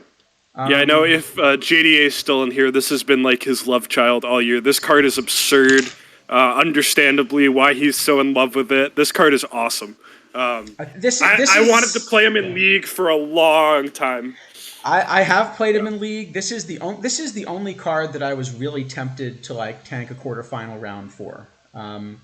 Fortunately enough, I didn't tank the quarterfinal round and still got swept. No, we don't condone any tanking on this stream whatsoever. We are a good, respectable stream. As it turned out, I did not tank and still got swept. So it all worked out. But great. Yep. I think this might have been. I'm trying to remember because this was such a deep. Yeah. Exactly. Task failed successfully. But this card. I mean, it's funny because then I put him in my builds. And for a week, it was like Clubhouse Cancer Eddie Matthews or something. Just every team underperformed, and then he's just started raking, and he hasn't stopped. I think this card is maybe almost as good as the perfect card we got last year, but it's an 82, and that's absolutely. about it. No, it's a great card, and it's only number 9, right? Yeah, so what's number 8? What do we got? We got so many to go through here. Number 8 is Willie Jones. Okay. Which is also just this incredible. I mean, look at that Willie bat Jones versus left. Look at that bat versus lefties. Willie Jones just is last year's 79 Arenado. Yeah. Except he even is a little bit better. I mean, and this is, I think, the only card that has 100 plus avoid K that I still love because he's still got an 86 I against lefties. I mean, this is possibly your best bat versus lefties in silver outside to Edgar and maybe Bailey.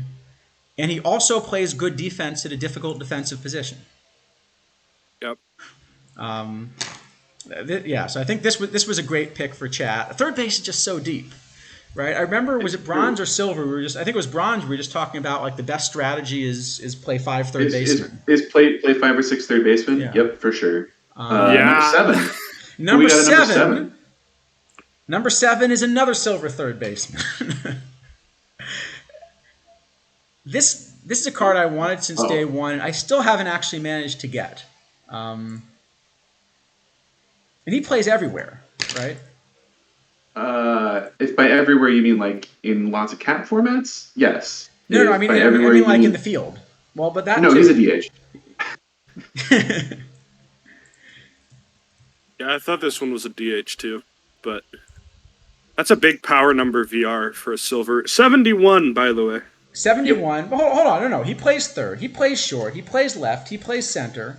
I mean, he doesn't play them that well, but. He wins the John Morrill Award for being eligible at a lot of positions that you don't want him at. Hey, eligibility is one of the most important abilities. That's true. That's true. That's a great quote right there. He's a switch hitter. And he's number 7. Number 6 is an even better chipper. Silver third baseman. Oh, Nope, but he's somebody that I played in third base at Silver. To be fair, um, Two chippers. What the heck? yeah, I I mean, mean, whoa! yeah. It's so intense. no, I remember that Chipper. I mean, that Chipper.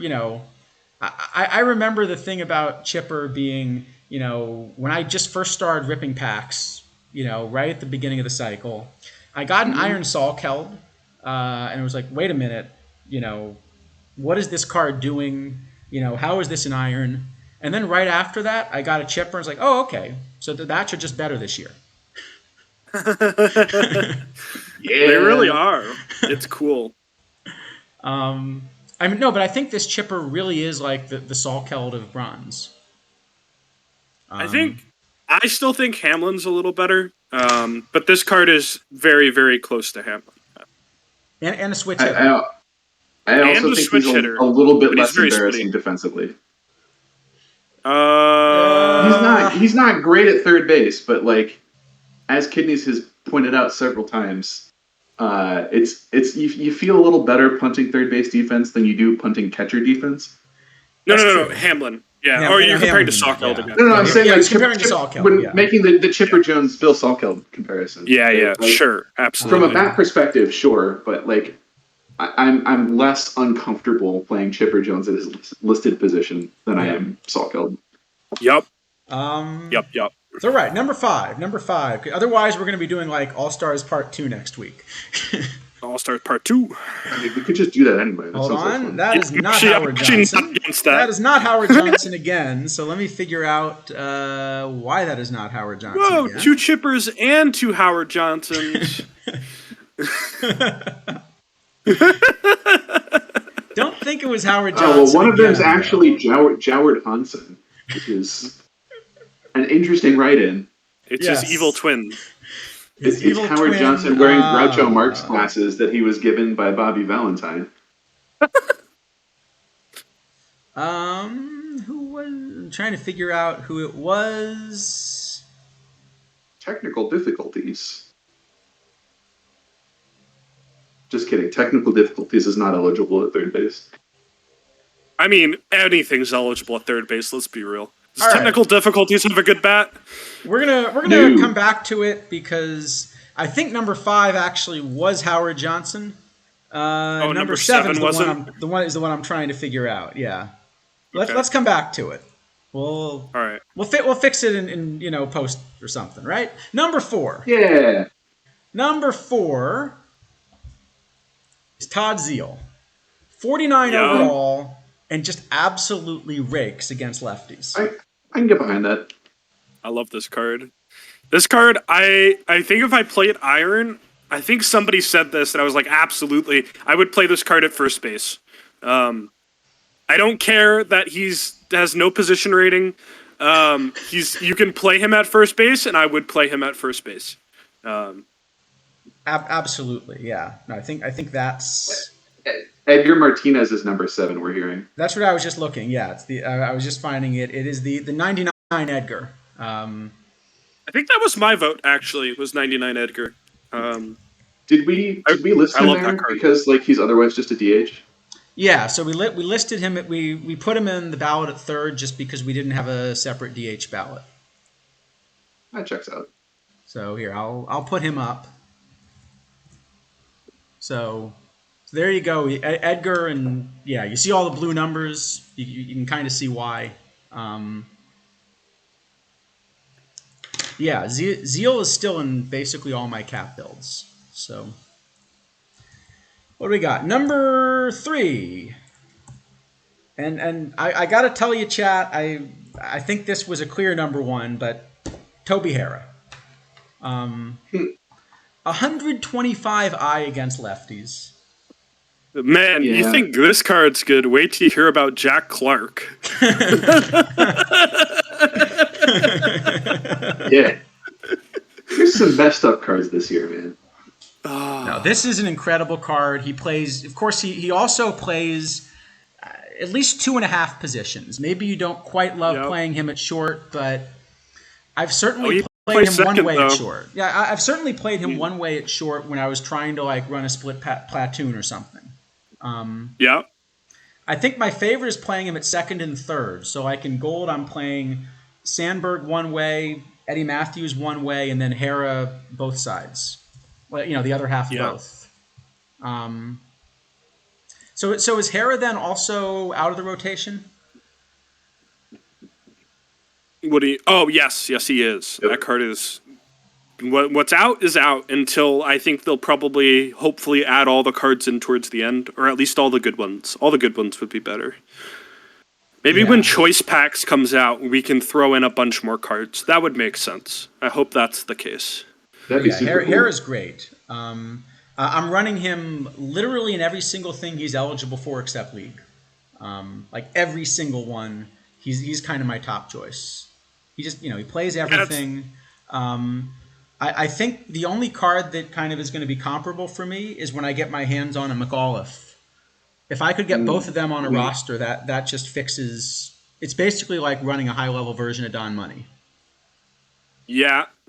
Yeah, it really is. Or also, I think if I had Eddie Matthews and Hera, then there's a little bit of competition depending on the format, but you'd probably play both. Well, play both. No, because Eddie Matthews really should platoon. So you play Eddie Matthews versus right, you play Hera at third versus left, and you play him at second or short the other way. Yeah, sure. That works great too. There's so many good cards here. Yeah, Hera absolutely. And yet but Chad actually prefers two more. So number 2, Brooks Robinson is one of these. I don't know. Number 2 is the perfect Brooks. Okay. I can see that. That does say 127 defense, doesn't it? Yeah, the defense on that card is absolutely outrageous. And the bat is still above average. I am play. so confused about that card. Yeah, I know. It's a little dumb.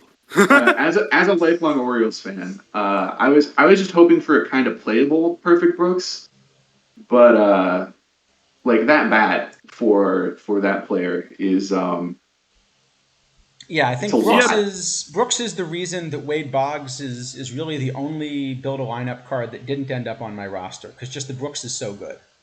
I think the defense for Brooks is appropriate.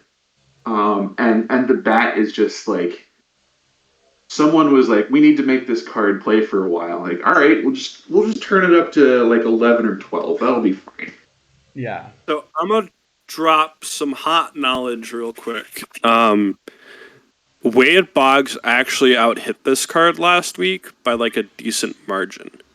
Well, to be fair, it's a pretty right-handed meta in Perfect League right now. Yeah, I mean, it's in general, kind of split. left-handed pitching is. I was talking more Diamond, and Diamond is pretty righty heavy, but I think that Boggs card is a lot better now that I've seen data on it than I thought it was originally. I'm kind of interested to see what happens with Brooks long term because of the Boggs card's power. Well, I think Brooks has 2 flaws, right? The I is a little bit low for an elite card, and the avoid K is really high. Yep. So it's not a great combination, but everything else about the card is so good. But I still think he's going to play for a while. Yes, if he didn't have what I'm assuming is going to be the best third base defense this year. Thanks to Crazy Canuck for the raid. Where's he going? The defense is. Yeah, I agree. The defense, I think, is always going to play. Yeah, he'll always have a spot because somebody will always play a defensive-heavy team, and you'll always want Brooks Robinson on that team. Yeah, right, exactly. It'll be like the Hines from last year or something, or Welch, or maybe Welch is a better example. Where Welch is the better example. There were better bats, but you could always find builds where you'd want to play Welch into the end game. Yes. Why is high avoid K's bad? Oh man, I think. I'm going to try and answer this because this is a Charles thing, and I'll see if I've internalized enough of it yet. It's not so much that high avoid K, that avoiding strikeouts is itself bad. It's just a lot of card value that is going to something that is not particularly helpful ultimately. Like strikeouts are fine in a lot of circumstances. You'd rather have a strikeout than like a potential double play ball. Right? Like so Yeah. some percentage of your outs are strikeouts and it's a little higher than it would have been. Like okay. Yeah. It's not so much that having 103 avoid K VL is bad. It's just that that's a lot of power on the card that could have been allocated elsewhere, Yeah. where it would be more useful. So my one issue with that theory, right, for this card is just that it's 100 overall, and 100 overall cards obviously go way above 100, right?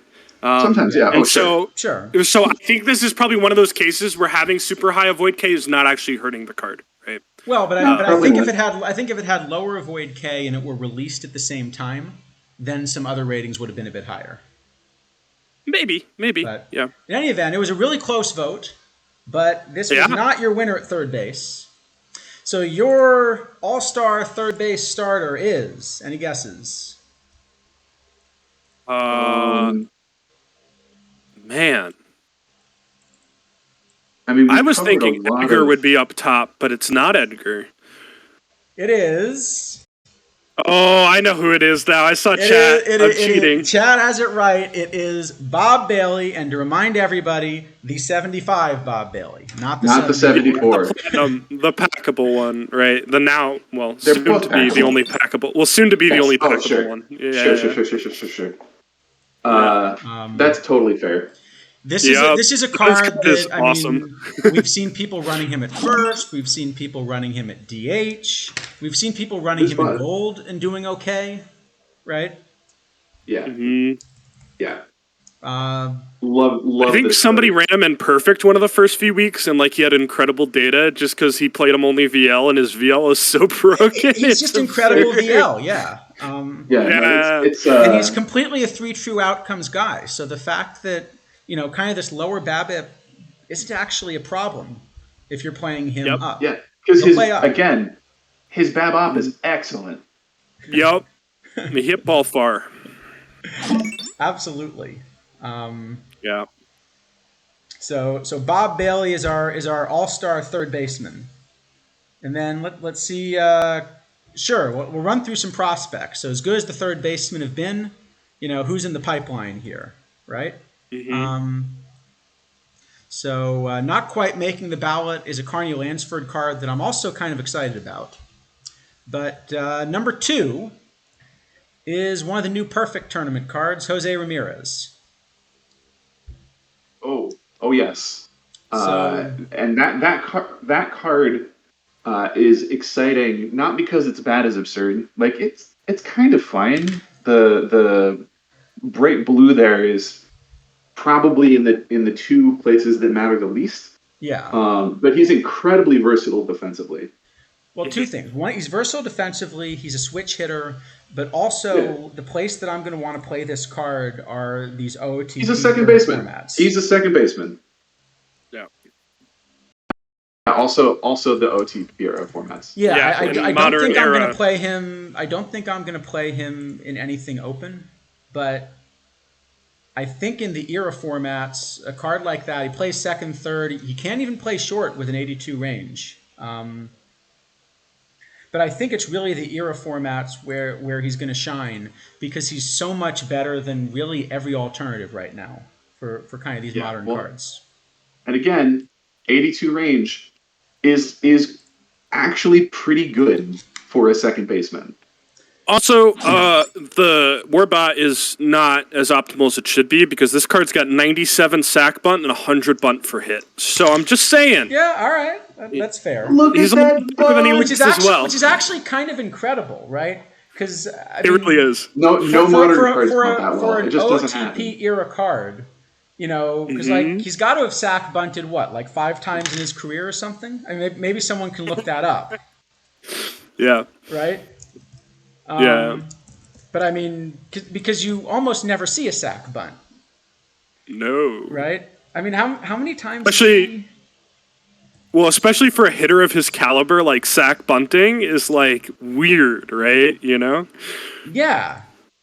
So Yeah, that's really interesting. So, and let's see, shown as a 2018, if that helps. But I mean, even career, um, I just can't imagine you would sack bunt all that much. Maybe when he was young. I think that's what Emerald Blade is saying. When he was young, he bunted a lot. So. Okay. 19 career sack bunts over what, about 10 years or so? Which actually, I mean, that probably is a lot for a modern, well, certainly for a modern superstar, but even just for a modern hitter, right? Oh, he had 13 in 2014 sacrifice hits. That's crazy. That includes sack bunts. Okay, He had that's a lot. 13 of Yeah. Yeah, and he had 5 the next year too. That's awesome, actually. That's a ton in the modern. Okay, so he is a good bunter. So when he did it, he was fantastic at it. That's cool. I like that. All right. And number one is this David Wright, which it's amazing to me that card's a low silver as a third baseman. That bat is not actually so much worse than Ramirez. I think the game also doesn't care about defensive third base. It just doesn't give them any overall credit for it at all. Third basemen are all being carried by their bats. It's basically just like a Mets modifier or something. I mean, like he's a DH. Like he's being rated as a DH, except it has third base printed on his card, right? Sure. I guess, but I mean, the card can actually play third. He's got 88 arm. Well, it can, yeah. It absolutely can. That's not what I'm saying, right? Yeah. Like Emerald Blade, can I just take a moment to be delighted for you? And I'm assuming that you're a Cleveland baseball team fan. I am so excited that he decided to take the hometown discount and stay in Cleveland. Definitely. I think it's good for baseball. It's certainly good for baseball in Cleveland, but it would have been. It would have been better for baseball if he decided to go to the Red Sox for a discount. But better for your baseball specifically. Better for my. Well, yes, exactly. But no, like again, Cal Ripken Jr. was my favorite player growing up, and so like there will always for me be something to the kind of star player that comes up with the team and sticks around. So like I have a soft spot in my heart for that. So, as a Royals fan, I am so happy that even though he's kind of bad now, Zach Greinke has come home at the end of his career. So shortstop. What do we got? Some honorable mentions first off. We got several honorable mentions. So there were a lot of votes for shortstop. It was kind of tough for everyone to settle on a winner. The Platinum Tulowitzki, who I think is really more of a DH, but a great bat. He's an awesome DH. Pop Lloyd's been around for a while. I never got great results out of Pop, I guess. Pop Lloyd is an excellent second baseman and an okay shortstop. Yeah. Tinker's up there. But all right, who are our top 10 here? Okay, 100 Joe Tinker is there, but 500,005 Joe Tinker. All right, number 10 is the Platinum Simba. He of the 109 defense. If you're a defense guy at short, it's a low diamond card with 100 range. It's a neat card. It's more or less what Simba ought to be. It plays in low diamond. I have no problem with that being at 10. As the world's biggest Simba fan myself, I'm very, very happy he got another really good card this year because the man deserves really good cards, especially in a game that loves defense like Out of the Park does. So it's funny. I want to say we were both a little weirded out that his arm wasn't better. Yeah, his arm is like super low, and if you ever watch Simba, he might have the greatest arm in baseball. So right, like isn't that his whole thing? Like his whole thing is a little bit. You remind, I mean, a young Furcal. He's a little slow, I remember but he has being great up there. feet. Actually, I would love to see a really good peak Furcal card. Sure. Yeah. So Simba actually has really good range, even though he's not fast. He makes errors, but it's because he gets to so many balls, and he can also catch a ball behind the third baseman and then still gun the guy out at first base without even like sweating, right? That's Yeah. He has excellent feet and an absurd arm. Like, that's I still think in OOTP, especially in 23, I think the bat's not good enough. So I'm not actually a big fan of the card, but it's definitely a representative card. And if you want to play defense, like it's the right card for that build. I'm a fan of the card because it's a good representative card of a player I like watching. That's definitely also it's a low diamond too, right? Like this is a low diamond that plays in like the park. Last year's symbol was higher. We're talking about this like for league play again, and Last like if you was a actually 99. think, right? He's awesome. Yeah. So I'm running more offensive shortstops than low diamond, but number 9. Number 9 is the other place people voted for Granny, where he was actually on the ballot. Yes. We talked about Granny before, so I think we can move on. Number 8 here. Who plays almost, I'd say, anywhere but shortstop, but this Harvey Keene. Sure. It's a funny card, right? Because I initially kind of looked at this card and said, the bat's so good, I've just got to play him in every build. And then as more really good bats came out, I think he just sort of slowly dropped off the roster for me. I'm very willing to believe that, because by the time I got around to winning one, I looked at it and was just like, what's the big deal? I don't understand why people are so enamored with this card. If you're telling me it's because he got kind of power crept on a little bit, that I think a little bit, and also just that it's a card where the shape might have played better in 22, but in 23 there's so many good bats. Sure. Cool. Let's see. Number 7. Number 7, I think, is one of my favorites. Is the Live Tatis. I have run the Live Tatis in League basically until the build a lineup calc came out. So this card slaps. I like it as a second baseman a lot more than I like it as a shortstop. But boy, does he hit. Live cards are very rarely playable at the top end of the game, and that Tatis was kind of viable for as long as he is a testament to just how good the card is. Yeah. This was my vote because I played him for literally forever. This was the first time I've pulled data, and he has been a below league average bat, which is crazy. Great card. Okay defense. I love this card. This card is so cool. Yeah, I'm really jealous I don't have a trained one, because if I had a trained one, he would still be on my team. Oh, definitely. This is great. Usually the live cards are kind of things you're not excited to see in packs because you really wanted the historical cards that play in things, or this is a live card that you're really excited to get. I'm going to be honest. I actually went out and bought a Tatis in the card shop for league play. I think it's probably the only live card I've ever bought in OOTP, not just for a mission or something, but because I wanted to run the card. Yep. Card's great. I think Cookie was the one that kind of clued me into this, and I sort of took a look, because my initial reaction was, wait a minute, the live cards aren't as good, and you take a look and like, wait a minute, yeah.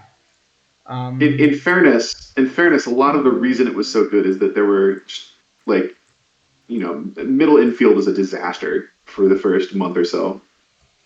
But even recently, I mean, I really played him until I got Cal. Sure. Speaking of which, number 6, Cal. Number 6 is Dave Concepcion. One of these cards everyone's had since the beginning of the game, right? Dave Concepcion wins my personal award for biggest waste of time this year. Because I spent 3.5 seasons training him to whatever it is, like 115 at second base, and immediately regretted not just training Tatis instead.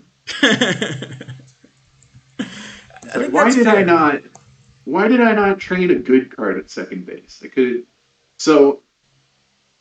I think the problem with Concepcion that I didn't realize at the time and frankly, I really couldn't have. So I need to like cut myself some slack here.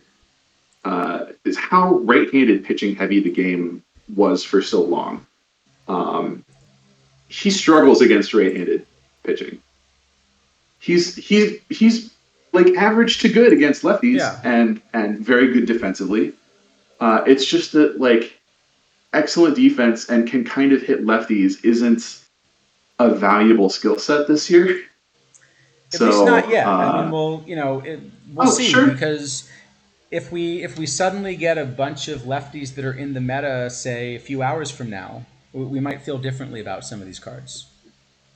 sure, And his glove's always going to play. Um, yes, so, all right, number 5. We're way behind here. Number 5 is Mr. Young. Michael Young. Yes. So we talked about him a bit before, right? Just, playing all these positions. Oh, my eyes. Oh, ooh. All right, all right. Here, just for you. Here you go. There we go. It's so Um, much better. The world My is right vote again. at second base, but I guess you guys counted it at shortstop because I forgot he's think- actually a I shortstop. think Because so, all he yeah. does is he plays second base really well versus It's true. lefties. Let's see. This card is awesome. Just overall, it plays literally every infield position. You can back up all of them. He is still on my league team to this day. Michael Young is I the can see Don that. Money of gold, and I I mean think that as a compliment. this is a card that I was really excited to see, but I think because Hera and McAuliffe exist, I think I'd rather be running those two, and they're kind of competing for the same space. Well, McAuliffe only recently Yeah, no, just began to now. I mean, exist, yeah. right? So, oh well, sure. So, But you know, if it winds up that the best we can say about Michael Young is that he was just like a fabulous utility option for 2 months, oh that's yeah, way that's better that's than a most fun cards card, do. absolutely. Um, all right, number 4 is the Bronze Ozzy. The platinum bronze Aussie, just to Yeah, clarify, yeah, yeah. not the Sorry, other sorry. bronze The Aussie. platinum bronze The Ozzy. Yeah, the the 69 69 Aussie and bronze not the Ozzy. 60 Aussie. Yes. This card kind of sucks, and I don't know why it's here. Yeah, because you'd rather play Lynn Larry, right? I'm more of a Lynn Larry fan, but if you want the I glove, was, I mean, in seriousness, I was. This card did not live up to the hype for me. It just never played up to what I expected, based on the hype coming into the game, or based on just like my eyes looking at it. Yeah. oh, I think the big BABIP ratings on a lot of bronze cards hurts this card because it just Yeah, I means the can see value that. of the glove is a little lower than you might have expected. Um, all right. Well, number 3 then is the clear winner in Warbot's eyes. It's Donnie Bush. Bush is Um, awesome. Bush is awesome. He walks. He also walks. When he's done He's the doing that, George he Grantham of. walks and he plays a little bit of defense. We've spent so much time talking about this card on this stream. It's still great. Who's at number 2? It is still great. Everyone should run out and get Donnie Bush. He's even in a mission now. All right, number 2. And it was a very close vote. Number 2 is J.J. Hardy. That's a good pick. Um, That's a good pick. JJ Hardy was like the mainstay at shortstop in gold for a long time. Also for low diamond, yeah, I right? think Like Hardy. It took me a before little the platinum while. cards came out, there just wasn't a lot better in low diamond either. So uh, I think that JJ Hardy being this high up the list speaks to the intelligence and worldliness of our viewer base.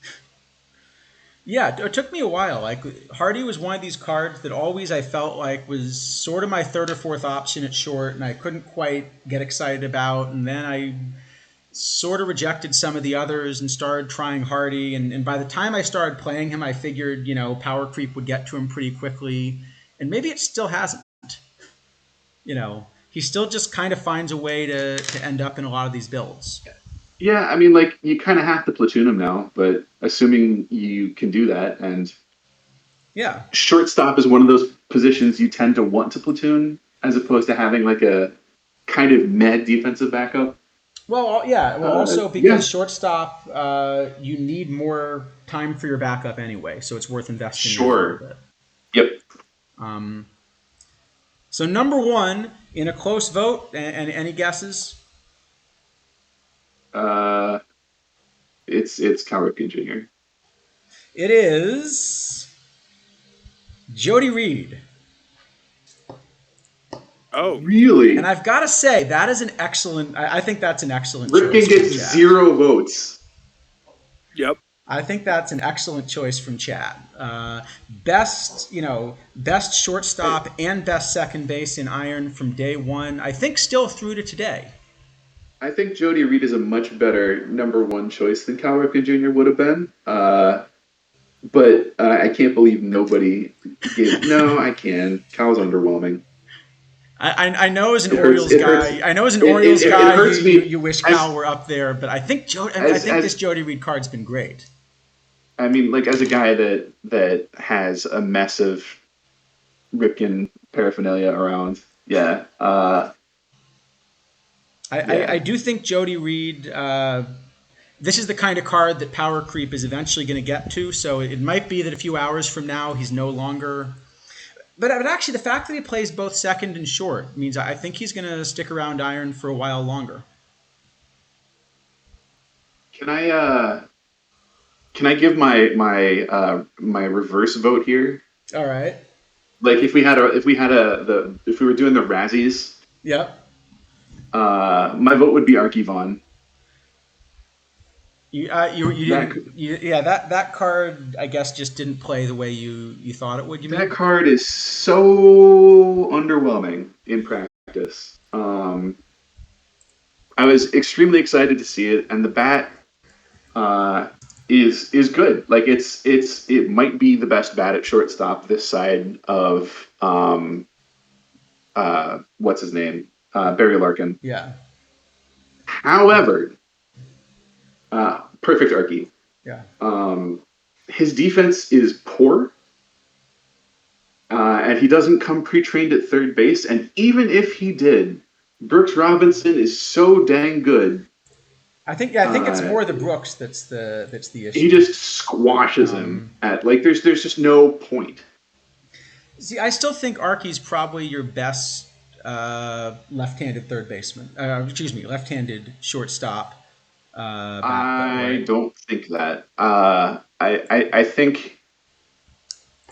think it's still Brandon Crawford. I really do. Maybe.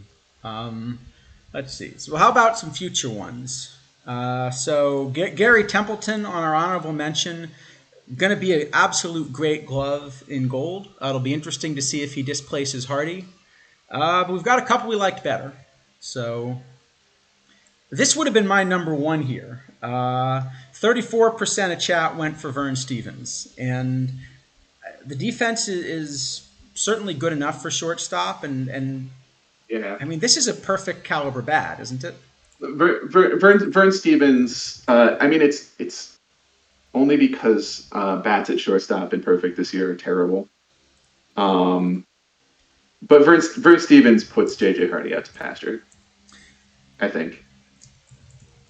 I think so, just because the bat's so good compared with. Yeah, he's not as good defensively, but his bat is so much better. Yeah, I mean the other thing is that he's also a third baseman, and fully trained there. So is number one Barry Larkin. The number one card we're most excited about is in fact this Barry Larkin, and that's a bat versus lefties, isn't it? That is first lefties. That is the best shortstop in the game right now, and it isn't close. Yeah. Like it's not close. Mm-hmm. Especially once you get to perfect and people are throwing lefties at you. Yeah. I have been sitting here staring at the one on the card shop for $850K, thinking to myself, like, do I want to rip packs when the thing comes out tonight, or would I be happier just buying that and being poor? Wouldn't I don't know. didn't Mac Jax buy one and then win He one? did. Yeah. I don't. Isn't Did that he Mac bought Jax one and won one? Oh dear. I think he bought one of wow. the ones from the PTCS, and then he And then he won won one of the one, I ones in the see. first tournament for it. Yeah, Nice. which is really Dear cool. gracious. All right. So left field. Left field. So left field, I think, is the one that we felt was the weakest position on the ballot. Only 7 Ron left Gant. fielders actually got votes. Ron Gant's number I'm one. just gonna throw out there. I'm like not feeling super well today. So either continue. I'm gonna have to go. Understood. Okay. So we're Thanks a lot. either yeah, no, We're gonna try it's to go a super little fun to be quicker, on. though. So Yeah, yeah, it's all good. We- So if you want, I'll still we probably could- be we down could- tonight, Mike. Sure. But, We'll see how you're doing and play it by ear. yeah, so I appreciate everyone for coming out. I'll probably be streaming later tonight with Mike. we I could have put a drops pin in now that. on my channel as well. Say again? Sorry? We could put a pin in this and do like a part 2 midweek stream maybe. I mean, I'm down for that too. I didn't want to like suggest it. I'm just but- I'm just floating this, or we can power through this with the 2 of I us. think I'm we should happy try to either way. power through, but go quicker, just because it would be. Okay. I think it's kind of a good way to bookend it. You know, you kind of Sure. show what's Fair enough, been yeah. best so far, and So- then we're gonna. So yeah. So all right, we'll go This is quicker the first here. time we've done this format, so it's perhaps gone slower than it could have. But, Yeah, you're good. And I thanks. talk a lot anyway. So, but Yeah, thank well, you for having thank- me on as always, even if it Thanks was for being literally here. 8 minutes notice. I always love coming on and Appreciate talking to you guys. Go rest up. I would Yeah, I'm say gonna go take a healthy, nap but you laugh before- at me. But yeah, nap sounds great. Dish comes on. Again, All right. thank you to thanks a chat lot. for always being great. Take care. And see you guys and around. just All right. remind everybody that Kidneys just got was made a full affiliate. Mhm. So stream has drops now. You Yes, should I do go, have drops. Yes. Go follow him at twitch.tv/yourkidneys if you have not already. Thank I'd be you. surprised if you haven't, because again, you're all people of intelligence and taste. But in case that has slipped by you, you should go do that. All right. All right. Let's Peace. let's power through it. So thanks again. All right. Let's see if we can power through it, Left because I do field. want to reveal everyone's votes. All So right. We're gonna pick up the outfield pace here. We're right. gonna burn through this like Cool Papa Bell. Let's do it. there we go. We're going quick hitters on them. Number 7 is Ducky Medwick. Okay. All right. Medwick's a neat card. Yeah. I have no experience with it because it's a tournament edition card I never got. That's not true. I've gotten to play with him in a couple perfect drafts. This is the only like 0 I card that I still play, just because the bat's so good against lefties, especially. If I had one, I'd play it. It's again, I don't know if it's a like an excellent card. I don't know if it's like good, but it's heckin' sweet, and sometimes you just gotta play those. Yeah, no, I really enjoyed this one. What do we got at Number 6? 6 is this John Milner card that I think I was playing for most of the first few months. Okay, I can buy that. John Milner is one of the iron cards that probably ought to be like a low bronze. Yeah, I think that's fair. The bat just plays really well. And I think if there weren't sort of a bunch of lefties released in the iron meta, I think I'd probably still be running him. I think that's probably true for me as well. He was again, like, until the Platinum 1 release, I think one of the cards you really always had to keep in mind when you were building cap rosters. Yeah, definitely. So good to see him represented here. Who's at 5? Number 5 is the 97 Ted. So the newer release Ted Williams, who I think Warbot actually has as the best lefty bat in left field right now. Just total. If you're willing to play him in left field, his defense is materially worse than Babe Ruth's. So keep that in mind. But the bat is excellent. Like there's no I can't say anything bad about the bat. And the bat's better than Babe. Particularly The bat's better VR. than Like, Babe, which is I think a big advantage. I guess he's technically um, qualified to learn I, right, but I you do think know it's a little splittier than Babe that's true. for what that's worth. Um, but VR certainly it comes out well ahead. Yeah, no, I really like this card. Number 4 is this Mini Minoso. So completely different shape for kind of a right-handed Yeah, perfect outfield. Mini Um, Minosa's a neat card. I don't know that I'm willing to call him good just yet, but I do think he fits in the same space that the oh my gosh, I can't remember his name. That's so terrible. The Blue Jays shortstop Tony Fernandez. Uh, Tony Fernandez from last year, where like the whole of the card plays better than the sum of its parts. He does so much. He's a Swiss Army knife. Um, So, yeah, I mean, I haven't quite figured out what to do with him because I guess when I got the build a lineup set, most of those cards just popped into a natural position on the roster for me, yep. and I still needed a spot for Hank Aaron. I Probably wanted think to think about what to do with Ruth, and so the guy that sure. ended up just consistently getting squeezed out every time I put a build together was this Mini Minoso. Yep. That Um, makes a world of sense to me. I think probably where he winds up getting played more in the long run is like open era tournaments. Uh, Well, or he, even he has so much or even parks coverage. that are kind of more friendly to right-handed non-power Sure, hitters. sure. No, that's fair also.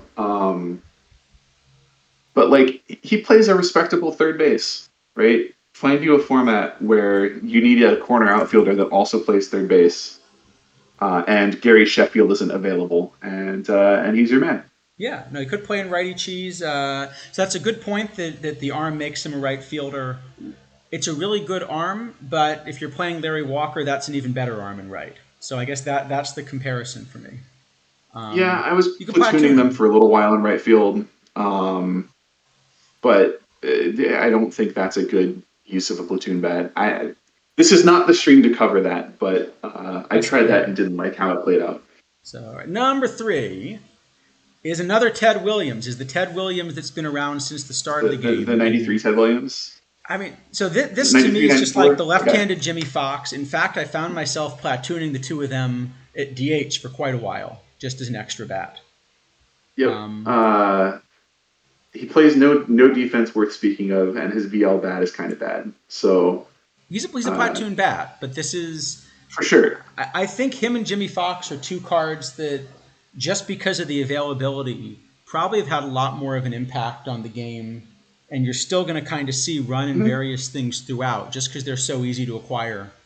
You know, Oh sure. um, so I think that's been a fun card to run. Rather play Salkeld So versus Left than Ted. That's possibly. I'm That's gonna not actually think about that too possibly hard pretty because blood's close, gonna isn't start it? shooting out my nose.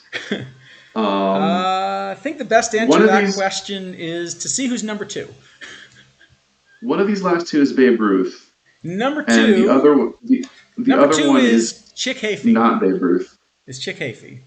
Uh, Chick Hafey's listed in left field, huh? he is listed Oh, left oh field. I yeah. mean, he Okay. plays kind of everywhere. It's a huge bronze bat against righties. Yeah, Chick Hafey is an excellent bronze card, or at least was for the first 2 or 3 months. Are we even 3 months into the game? Yeah, we're We'll, like, yeah. we'll say 2 months. First 2 months. Uh, well, so I mean, Mr. Black, keep in mind that all this means is that 3 people voted for the '94 Ted Williams and two. Yeah, so it's not that people think that it's a better card. It's that they either like played it more and had more of a personal connection to it, or they just thought it had a more prominent Yeah. place Yeah, in the first few months of the game, which I is definitely reasonable, played the right? Like, '94 TED a lot. I do have a '97 TED, but I think it's less likely, it's less likely that I will play the 97 TED for 2 months or something, which is what I got out of the Uh, 94 TED. is Babe done as a good bet? Yes. Next question. All right. Number one, not number one. Our number one left fielder, Yeah, as voted on Babe by is the a victim of chat. the. Is it Babe Ruth? It better be Babe No, no, Ruth. no. He's a right It's Ron fielder. Gant. It's Ah! It's Ron Gant. Okay, that's I mean, fair. this has been the best. This has Um, been the most versatile silver card, really, that's since not it came true. out. Right. The most versatile silver Well, card is Ben Zobrist, all but right, fine. perhaps the best silver card In is terms of Ron being Gant. able to, I mean, he plays great. I think at one point, the comment you had on one of the first silver streams, right, was, Ron Gant is the best second baseman, but he's also the best Yep. left fielder by even more, so you should play him in left field. Yep. Um, Yeah. and Ron I think Gant that, is, yeah. yeah, I mean, just look at that bat just versus an left. absolute money card. It's tolerable versus right, but it's just so good versus left. He's still in all my builds, and I guess this is another of these really good cards that you're saying is now out of the rotation, right? So I think so, yeah. Just a quick actual response to Babe Ruth. Yes, he's probably. I mean, I'm sure he's at least playable in perfect team still, but he was one of the biggest cards that was sort of kneecapped almost by the build a lineup yeah, perfect release. I think Like that's they right just because he sort of was feasting on right-handed pitching and just a lot of better. Yeah, that was certainly part of it, and another part of it is that there just wasn't. There were fewer. Okay, so Willie McCovey isn't really competing against Lou Gehrig in perfect league at least. Uh, he's just your DH, right. right? So that's not Babe Ruth anymore. And playing him in left field was always a little iffy, but like now Yeah, you're playing uh, Larry Walker in right field, and you got to play Hank Aaron somewhere. You're not going to play him in center, so he's in left. yep, Or Turkey Stearns or Cool Papa Bell, or like you have options if you want to go further on the defense bat spectrum. But they're just Babe Ruth doesn't have a position anymore, and it's not just him. Like I had to drop Goose Goslin, and it broke my heart yeah, because that's like the first card of relevance that I won in a tournament this year, and like we get to build a lineup, and like suddenly he doesn't have a position anymore. Like, yep. well, heck, So, that's not good. yep.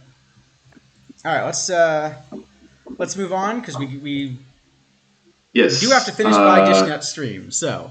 Top prospect picks. All right. So first off, we're gonna give Greenwell an honorable mention here.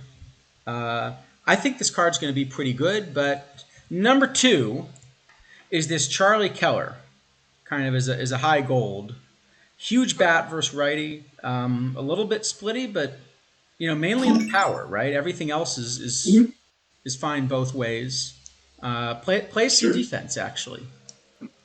Yeah, card looks fine. Um, It's impossible for me to get excited about corner outfielders in gold anymore because there's so many excellent ones, but this one looks fine too.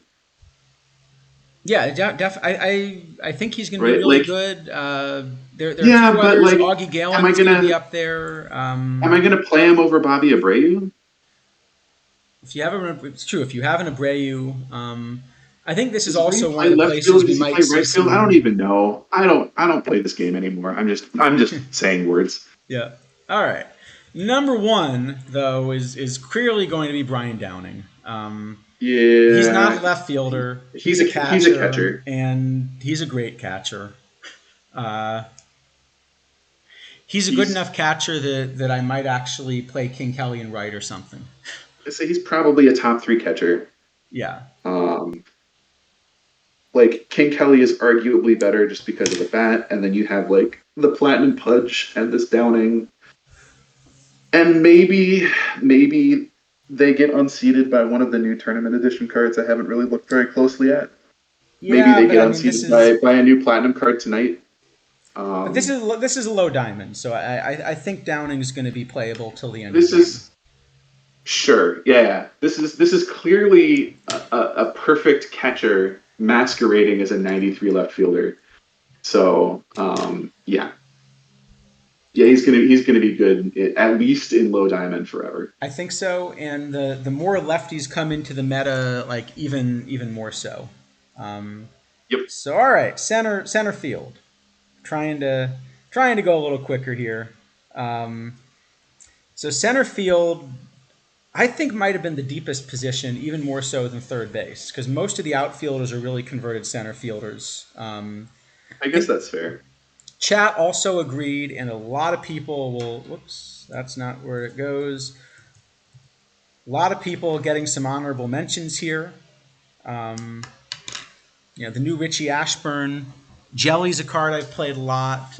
Dobie, I think, was the Hmm. first low diamond card that I won that I really enjoyed.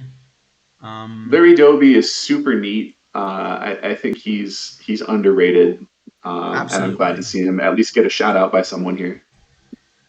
Yeah, I loved that card. Into the top 10. Number 10, Spotswood Poles. Switch hitter. Okay, I mean, he's 1 point of overall away from possibly being at the top of this list. that's true.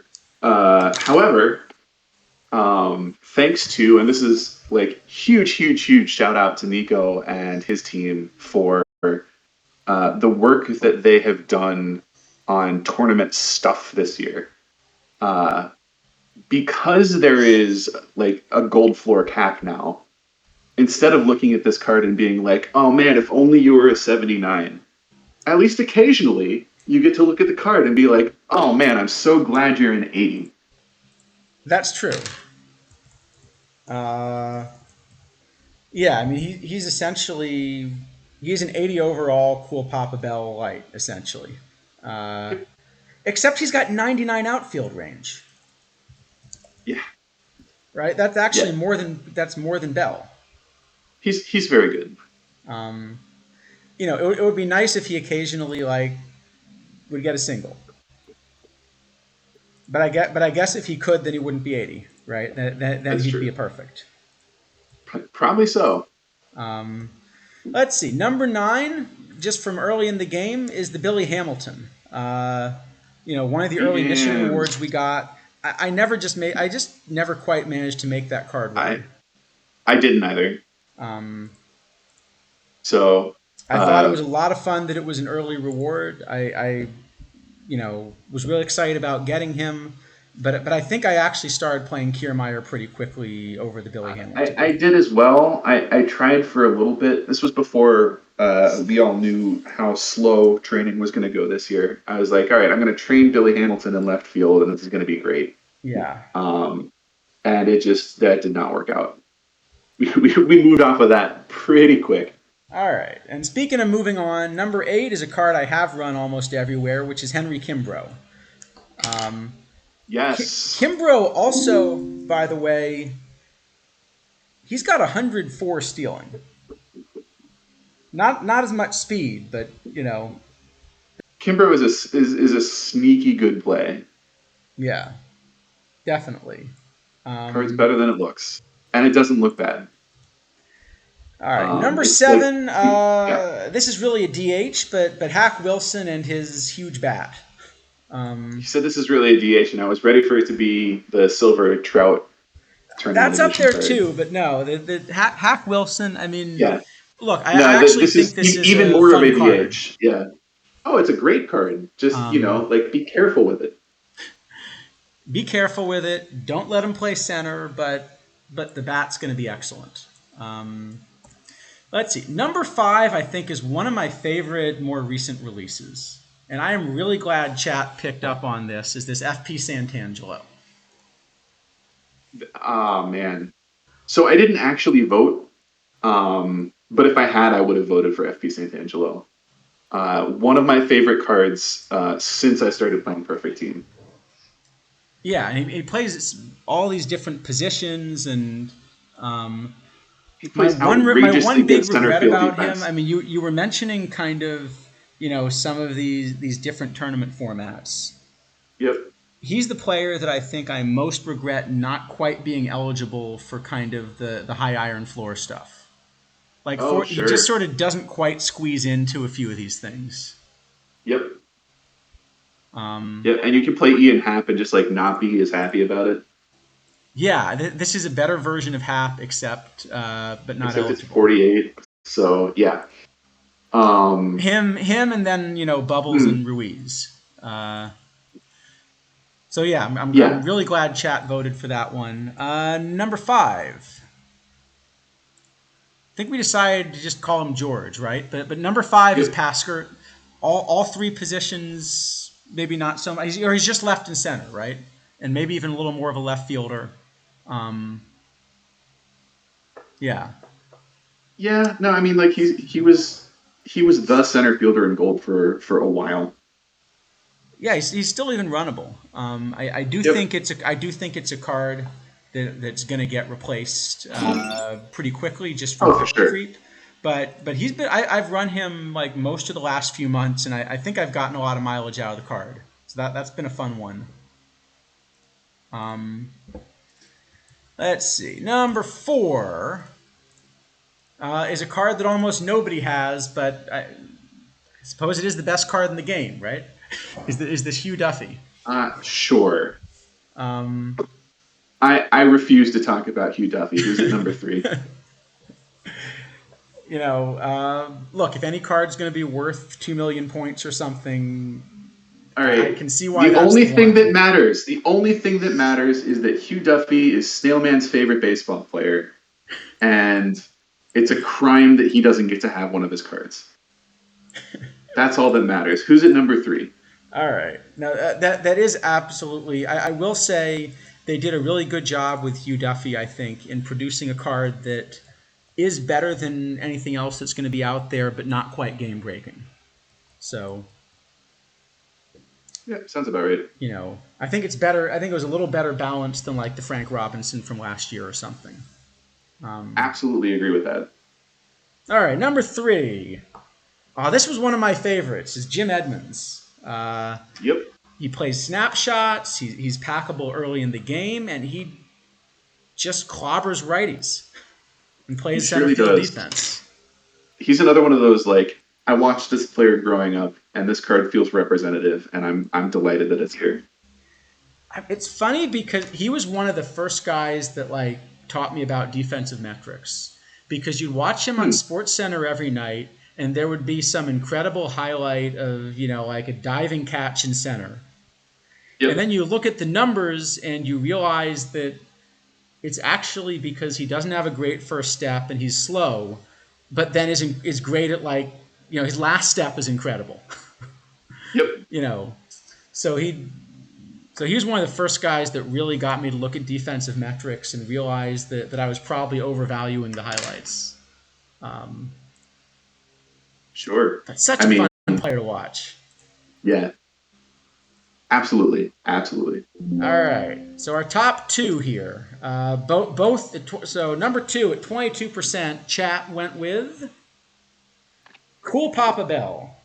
Um, Can't argue with that. I, sh- Super neat card. The only card that can steal bases. Uh, Plays plus defense at every outfield position. yeah, I mean, he's just one of these cards that I've really enjoyed because the shape of the card is so unique. And so you Yep. can actually build things with him on your roster that you couldn't build with, like a 90% version of him somewhere else. It's true. I Um, do sort of blame that card for like ruining scaling. Like I'm imagining, and this could just be based on my misguided understanding of how any of this works, but uh, if he wasn't like such an outlier in speed and stealing. Maybe anyone else could steal bases with any regularity. And So just saying that no one else can is unfair, but like most of the players that can are not players that most people are going to run on their perfect teams. So it's funny because I just tried to start an alt, and the alt got incredibly fortunate to get Turkey Stearns out of a pack, like right off the bat. And so I just decided, okay, you know what? Let's see what cool Papa Bell can do in rookie league. I got to have that experience with Lou Gehrig, and it was hilarious. So cool Papa Bell in rookie league. He's hitting 332, which is fine, but he does have 83 stolen bases through Nice. what are we under 100 games in the season. So he's on pace for like 150, basically. Something like that, yeah. You'll love to see it. I actually just went all in on speed, so I'm like running Billy Hamilton on that team, and like that kind of. I like it. Yeah, Griffey Bruhan's also Griffey up there. Bruhan's up there in speed. Right, number one. I like Griffey as the pick here. Yeah, I think number one is the one I would vote for. This Ken Griffey, and it is a limited edition card, limited edition 100, I guess. But It's just such an incredibly good card, and also really pretty representative of Griffey. Yeah, completely preposterous in low diamond. I mean, he playable in perfect league. I think even still. I still, at least in my park, I'm running Griffey over Ashburn. There are definitely parks where that would make sense. Yeah, a few of the others you mentioned. I think McTammany's great. I think center fielders are so deep that McTammany didn't get any votes, but he's definitely up there. I'm a big fan of McTammany. But yeah, Ken Griffey, our number one center fielder. And finally, we got right field. So, hold on. Well, we got to get through prospects. We got to talk about Kurt Flood for like 8 seconds. Yeah, that's true. We got some prospects, don't we? Sorry about that.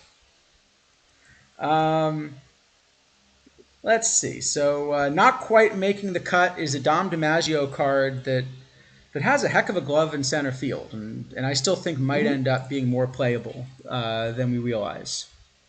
But number two, cards that are shaped like that often sneak up on you. Okay, but number two is to me the card that's potentially game breaking. This is, I think, the card that I might have been most excited to see. Is this Silver Adam Jones? Such a fun looking card. Oh my goodness! I mean, look. Full disclosure, I'm completely a defense guy. Right. This Adam Jones is reverse Mike Trout. He's 102 in center, 120 in right. That's basically what a peak Roberto Clemente was in 22. On a 73. On a 73, and the bat is not horrible. This is a playable bat. I am stoked to pick up another completely preposterous Silver Orioles card. No, this is definitely my choice for top prospect. And chat did like him. It was a close vote, but chat's number one is another defensive card, this perfect Kurt Flood, which I can see the argument for him as well. I'm excited about the Kurt Flood, but I'm not quite as excited about it as I was before we got the Hines, the Hines, yeah. I mean, I think Flood's defense is still probably better. I mean, 101 range. I think he's definitely. I would much prefer to have Flood and play him than to play Hines, but Flood to Hines is a much smaller gap to Flood than Flood to whoever I would have played. That's true. Right. But I mean, to me, the biggest thing is I mean, this Adam Jones card I think is just completely unique, and you Mr. know, Presentable, what we're time gonna in find center out. fielder? We're gonna find out whether it's unique in the wrong shape or unique in like the best silver outfielder in the game. But I think it's gonna be one of those. Yeah, Uh, who did you win, Mr. Presentable? This is I keep gendering people. I should get out of the habit of doing that. yeah. Um, all right. While we wait to find out, let's start to look at some right You go with fielders. Master Presentable. That's Doctor Presentable to you. Um, Oh, is that what the D stands for? Maybe. Let's see. Doctor Jim Unknown Presentable. Right. So right field. Where are we? Right field. Right field. Right field. Here we go. Right field. That's where the right Oh no, fielders Ed Roush is went. great. Sorry about that. Right field. Ed Roush is great. He's just not like as hypeable as the other two. Yeah, that's fair. Number 9. Number 9 is the Number new Larry nine. Walker. Um, Number 9. and I think we talked about this card a little bit before, right? I think this Yep. is, I was really glad to see that one play. Yeah, Larry Walker. In the conversations we had leading in, everyone was telling me like there's no way Larry Walker's going to be good. Larry Walker has never had a good card, which is apparently also not true. But people have very short memories. Yeah, Uh, but this is the card that I think really this killed one, Ruth. this one is very playable. Yeah, absolutely. Um, It's got an absolute cannon of an arm. The bat is very good VR and like kind of sort of playable VL. Um, I mean, it isn't yeah, really, but yeah, you're making uncomfortable concessions to line up building somewhere, and that's a reasonable place to make one. yeah. Let's see. Number 8, limited edition Harold Baines. I this was, I think, the only limited edition maybe that I've actually pulled. Um, Well, that's a good one to pull. and I've just used him consistently ever since, almost everywhere he's eligible. He's We still the just best, yeah right fielder we just versus we just spent a bunch of time righties. talking about this guy last week. He's We great. did. That's true. So, but he's just a great What card. tournament does Adam Jones even exist in as a reward? He will have just started to be inserted into tournaments this week, so there won't be very many of them out yet. But as a silver card, I would expect they'll come out in batches of 8. Yeah. So keep your eye out. Yep. Yeah. Okay. You could That's a good point. You could platoon Walker with the new Stanton. You could platoon him with Aaron even. Um, let's see. Right. Number 7. So King Kelly's listed as a right fielder. So this is kind of where he was on the ballot. Um, Yeah, I think I this is think I about think if he right. were I mean, listed as he's I a. think if he were listed as a catcher, he would have gotten more votes. But yeah, I don't know. I mean, I think this is about right. King Kelly. It is a really solid card. Um, there are a lot of things I like about the card, but I'm not sure. I'm not sure it's like as big of a jump in terms of power creep as some of the other things. Like I do think it's a no, card that can be surpassed. You know, if not in the but next he few is. hours, in the next few weeks. It's cool and fun, and those things matter. Oh yeah, I really like the card, but I do think he should be kind of here on the list instead of at the top. Oh sure, Um, Number 6 is the Mission Stanton. I hope we put up the right there you go. Stanton. Yes, we did. Yep, nope, that's the correct Stanton. And so, just a quick callback. This guy really is Jimmy Fox, except he plays right field competently. Um, you could do a lot worse than this Stanton in perfect team. Yeah, King Kelly, DJ Presentable. King Kelly is absolutely a catcher, but again, um, for the purposes of voting, players were eligible at the position listed on their card. So Yeah. This is where he got put. Let's see. But yeah, the Stanton, as you said, I think it's also better than Fox a little bit in that it's a two-way bat.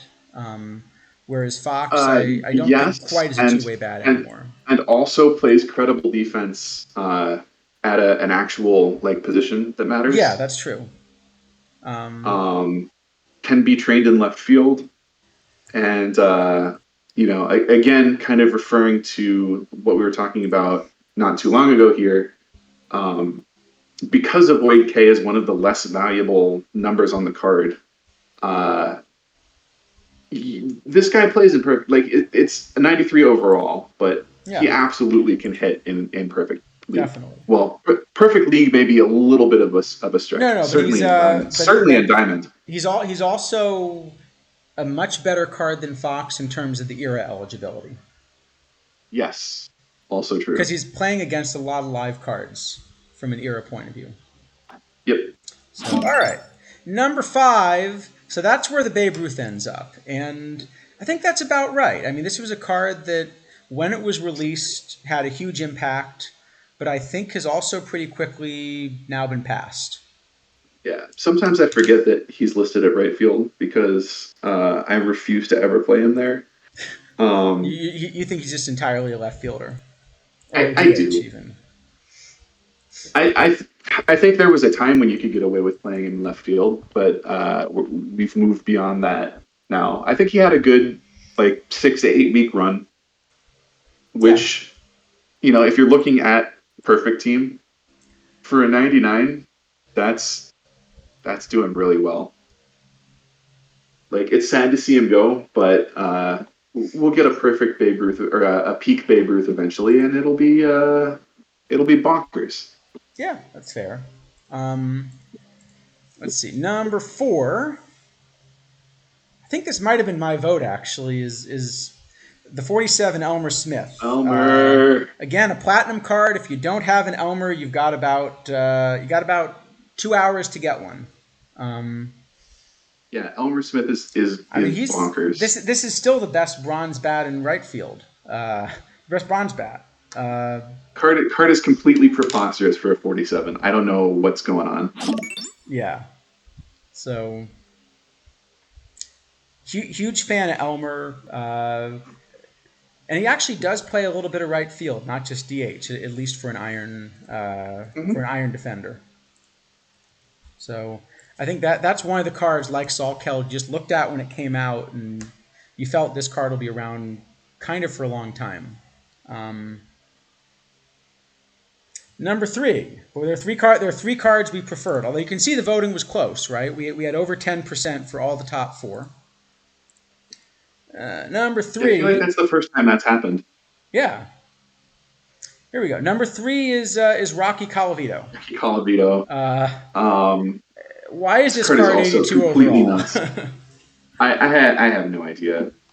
Um, um, but like, look at the Calavito and then look at the Stanton and then look at the Calavito and then look at the Stanton and then like yeah.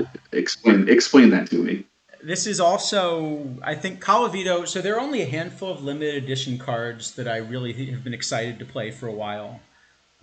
Baines, Colavito, Griffey, I guess Tommy John. I think I'm excited about this Bresnahan that Mm-hmm. just came out. But it's a pretty short list, and Colavito really is up there. Yeah.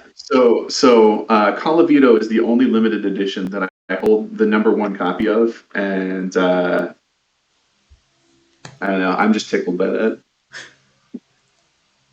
Like if I could pick one this year, and not like a 25, because They're hard, yeah.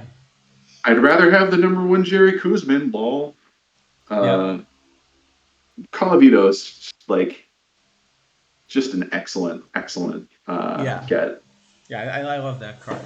Um, and yet All right, there who are else we got? two cards that were even higher. So number 2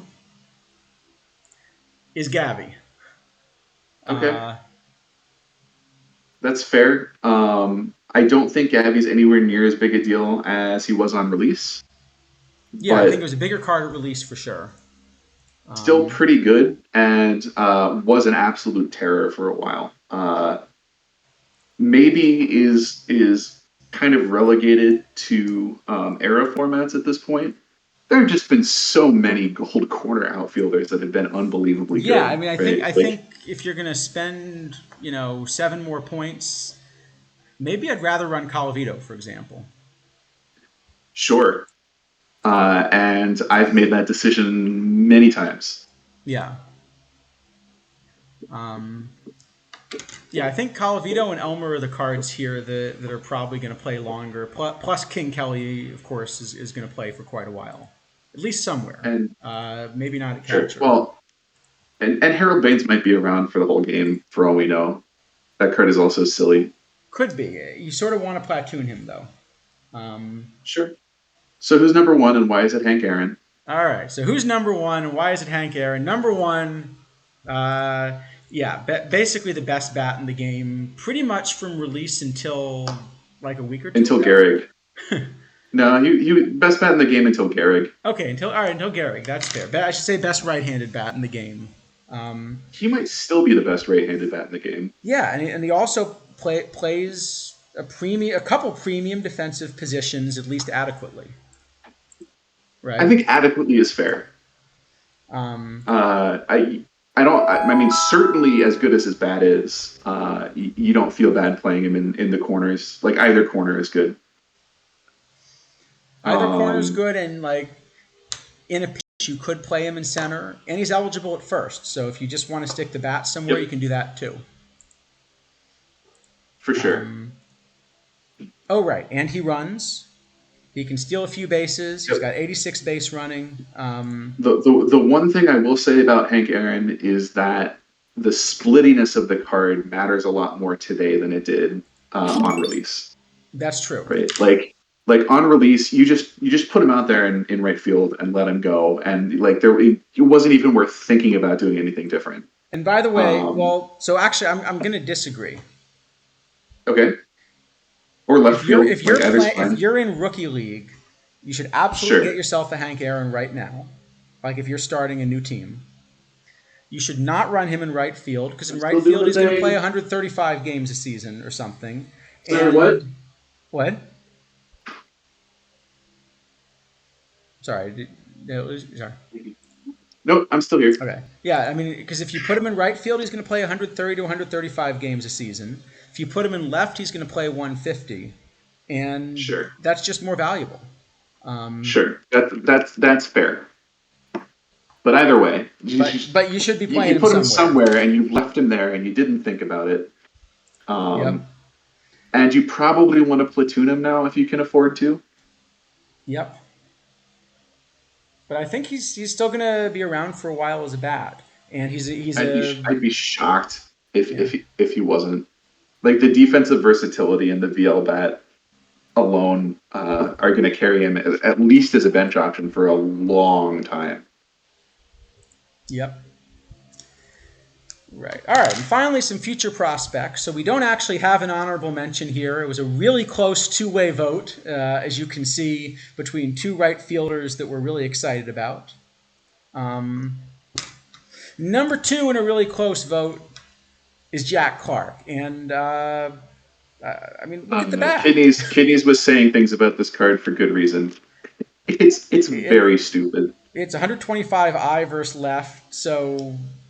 Yeah, this is basically Toby Hara with more power, more gap power, and I guess a little bit less defense.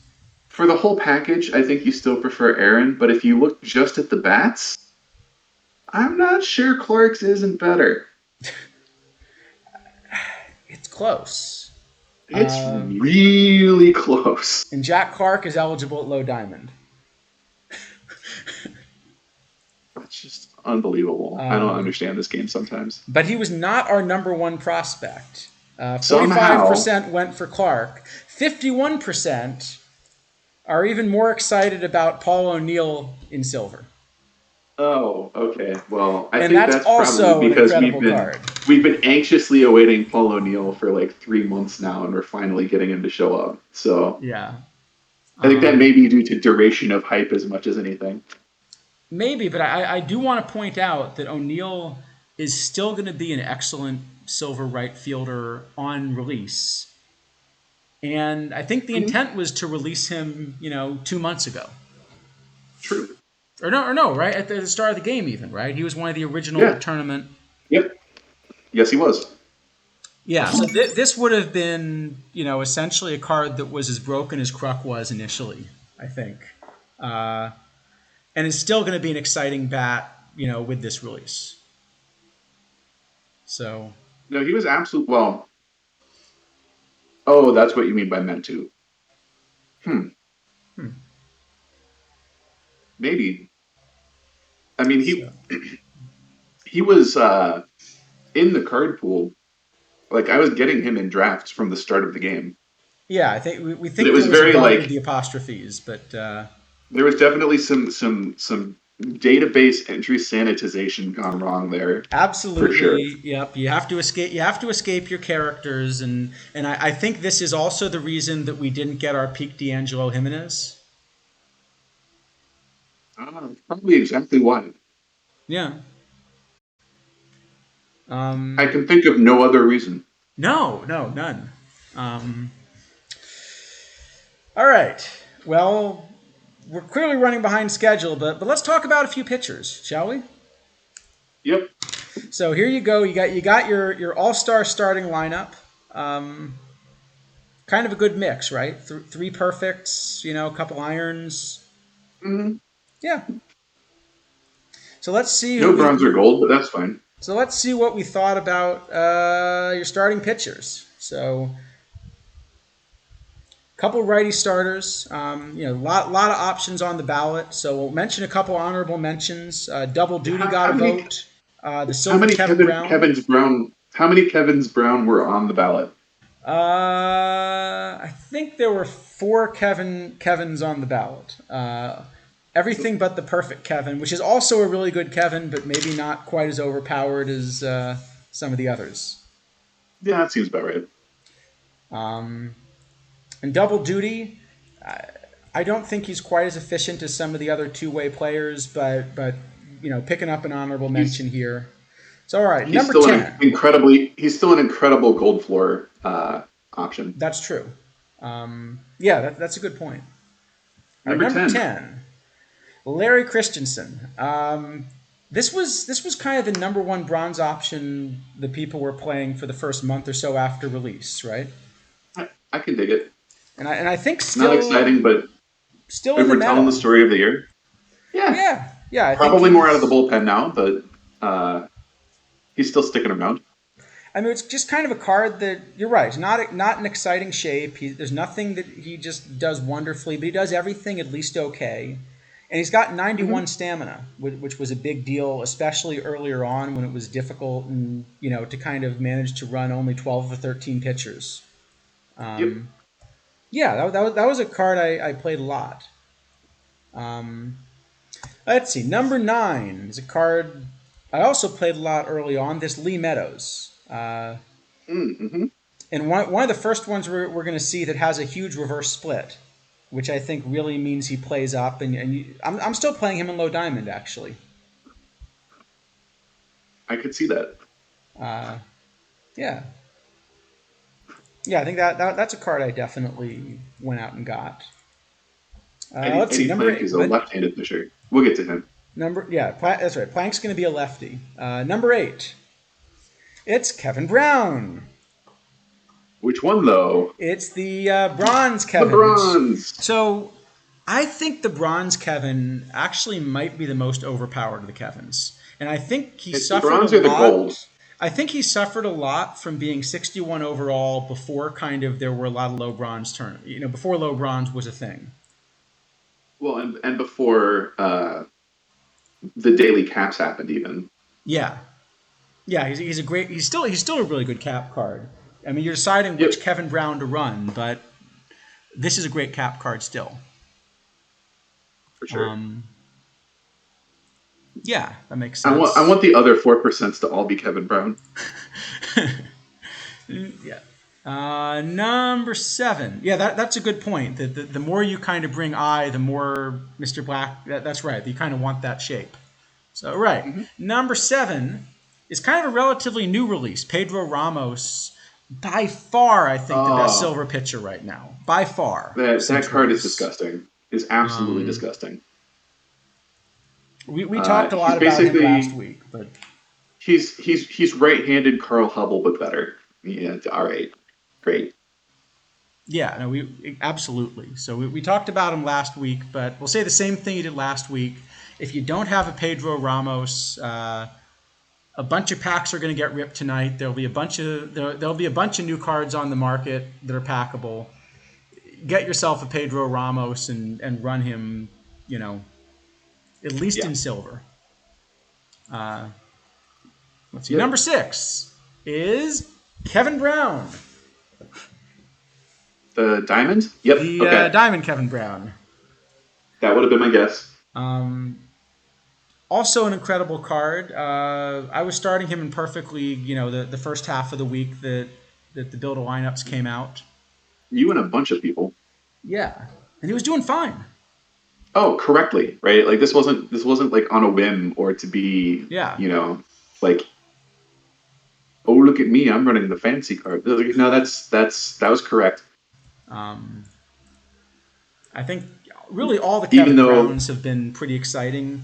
Maybe the even build of though he did lineups the least special, and that's still a really good card. even though I'm not sure he could find first base on Yeah. the map. Yeah. Number 5. Number 5. It's How long, Kevin how long until Brown. the quiz is play? I mean, that Quisenberry Turbo. Warbot Okay. doesn't hate as much as I think a lot of managers do. Um, I'd like a little more Furpo's a, stuff, but Furpo's a good low diamond card. yeah, Furpo again. I don't One, have a lot more to say about it than that. yeah, it's a solid platinum card. I think, and again, a little reverse It's split, which is nice for a lot of these, it's right? it's one of those cards that uh, maybe it's a little late now, but I would have recommended maybe trying to go get if if you're trying to collect useful, excuse me, useful platinum cards. Yeah, I think that's going to be a good thing to do with Platinum too, is figure out which ones are likely to play in different formats and like prioritize those before you think about missions. Yep. Right, number 4, Mark Pryor, and I could even have seen him being higher. I mean, this is a That's card we got really early on with the live missions, that's and funny. actually, I'm going to admit And this is a card that went 5-2 against me in 2 seasons of Perfect League. yeah, I was gonna say that this I this can't beat card this card is somehow. is these days best known for infuriating people in Perfect League. But just the I fact that you can get him on release, Pryor I and don't know. Aaron are He's really the two of those that are still playable. Yep, Um, card's real good. Number 3. yeah, definitely a fan of Pryor. All right, number 3. Hold on. There's number 3. Number 3. Is Kevin Scott. Brown. No, is Scott Ellerton, who I guess we've Ooh, been okay. thinking more as a reliever, right? Yeah. Um, Um, he's one of those low stamina starters yep, that, particularly before the run environment rework, was just impossible to use as an actual starting pitcher. But just lights out of the bullpen for the first couple months. absolutely, yeah, yeah. He was a lot of fun to play. Um, And he still probably plays out of the pen. Something I noticed, by the way, is that if you look at kind of all of our top pitchers, pretty much none of our righties can hold runners on base. It's true. So not something we seem to value too much as a chat. Number 2. It's okay. So number 2, 18%. Is So Kevin Brown. solid support. Number 2 is Gold Kevin Kevin Brown. Brown. It's gold Kevin Good. Brown. So Oh gosh, I 42% think for this number is the one. best. I think this is the best Kevin Brown, the gold one. It's I think it's the best pound for pound Brown. Yes. Yeah, um, absolutely. I think we've talked a lot about these different Kevin Browns on various streams. So, all right, number one. I don't know Yep. who's your number one here. Oh Lord.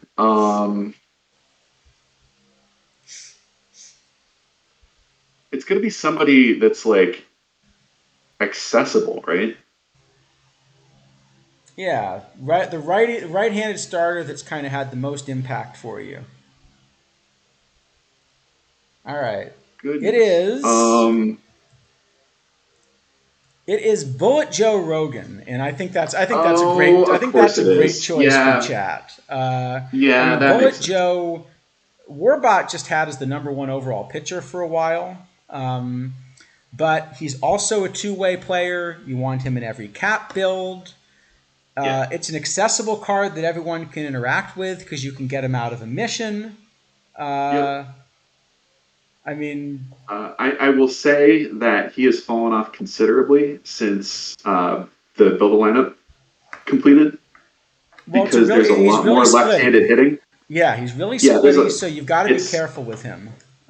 for the first like month and a half that Bullet Joe Rogan was in the game, you could just run him out there as a starter most of the time, and there weren't enough lefties, like left-handed bats, that were scary.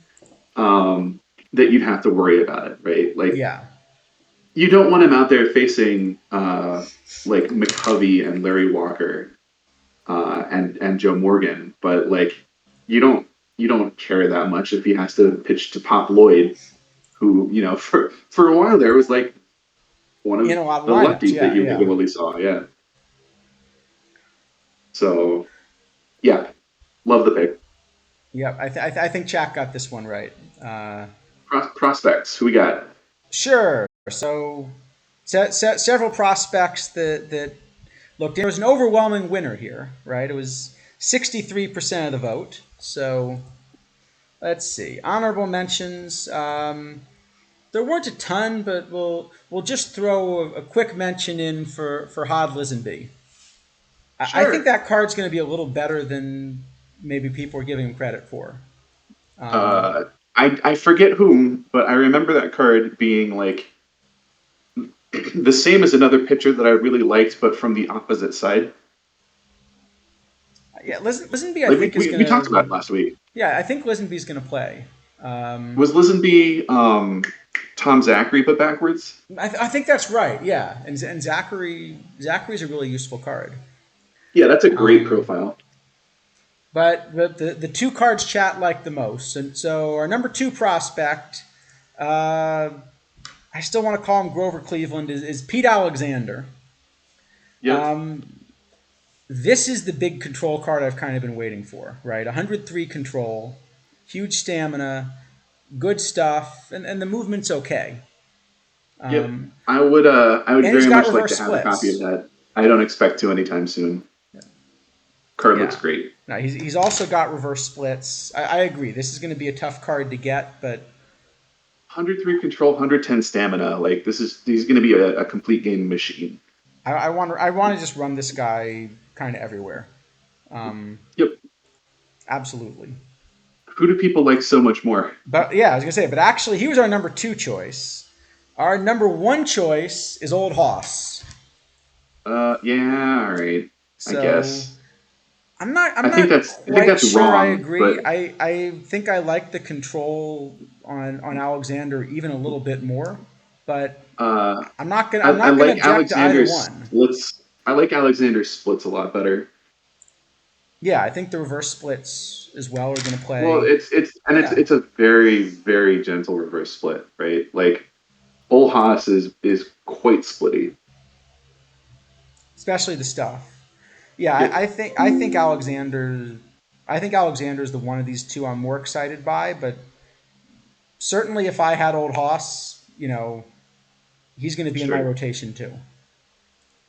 Yep. Um, So are these Right. two righties good enough to handle some of the lefty bats we just got? Uh, I mean, this is part of why I like Pete Alexander more, right? Yeah, I think It's that's. Yep. Yeah, that's fair. I think um, Alexander is, and Old Hoss might need a little bit more help. yep. Um, All right, this has gone on long enough. I have to ask chat really quick. Chat, do I get scallion pancakes with dinner?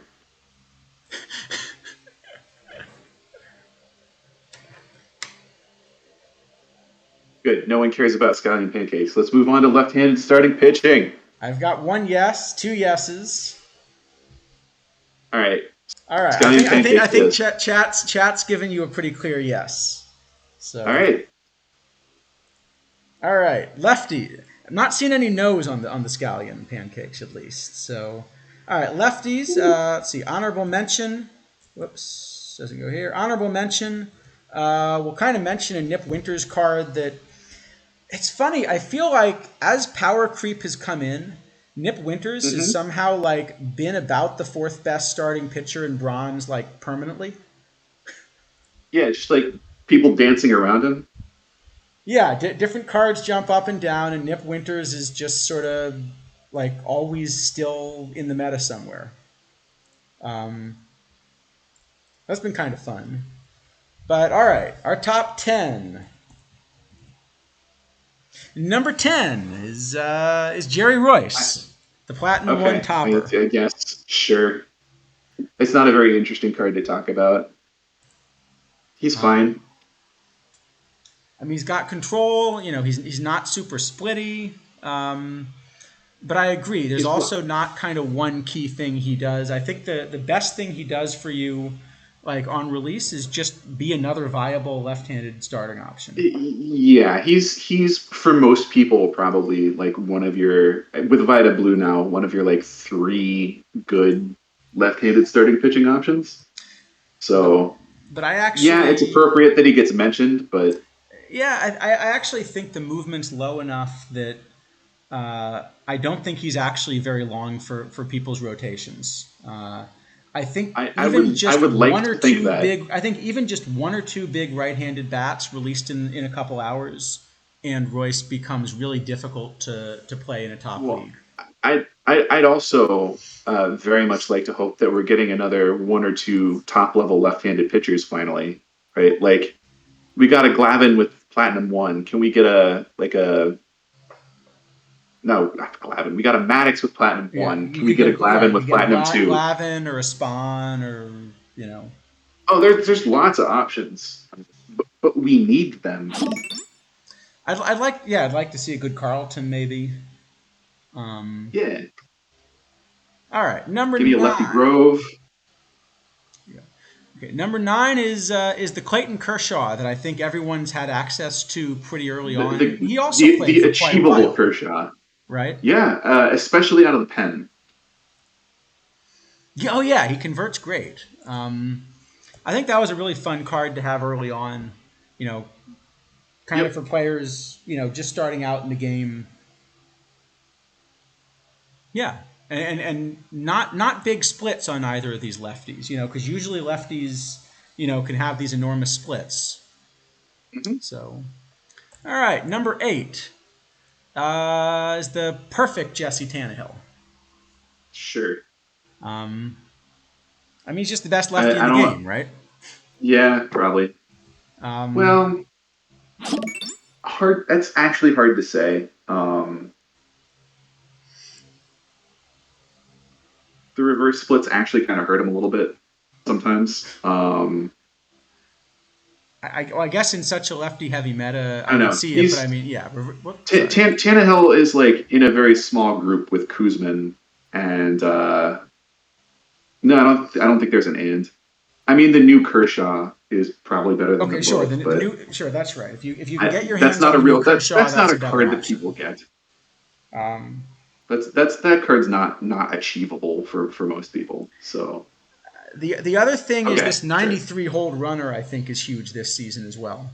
As Yeah, is the that's hold fair. runner on Royce. I know it's a lefty, and so you expect him to be able to hold runners, but even for a lefty, that's a really good number. All right, who's at 7? At 7, this was one of my favorite early game cards. Sid Fernandez is also a card that I lost to in Perfect League. Sid won't die. Sid will not die. Everyone has a copy of Sid.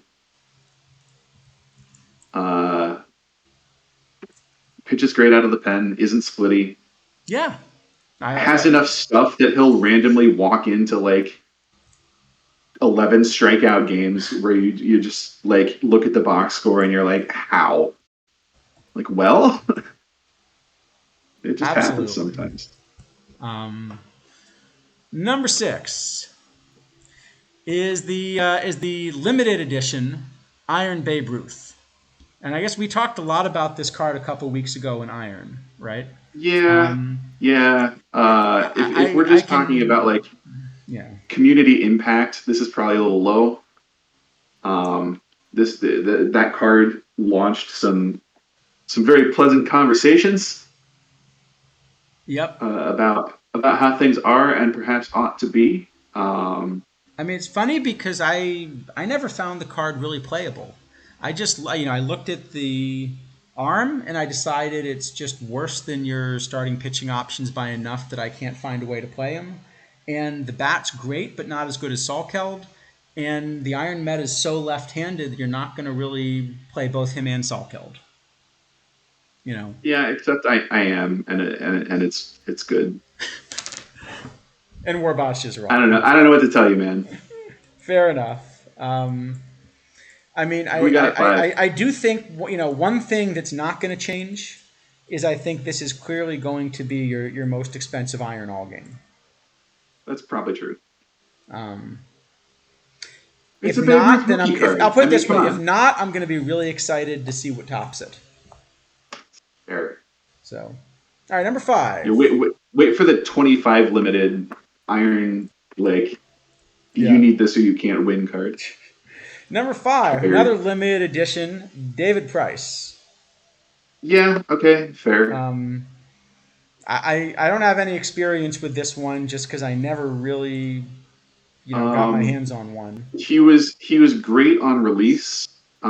Came down to being kind of pretty good and is now more or less strictly a left-handed specialist. Yeah, but sounds about right. In his time in the Sun, it was a very real card.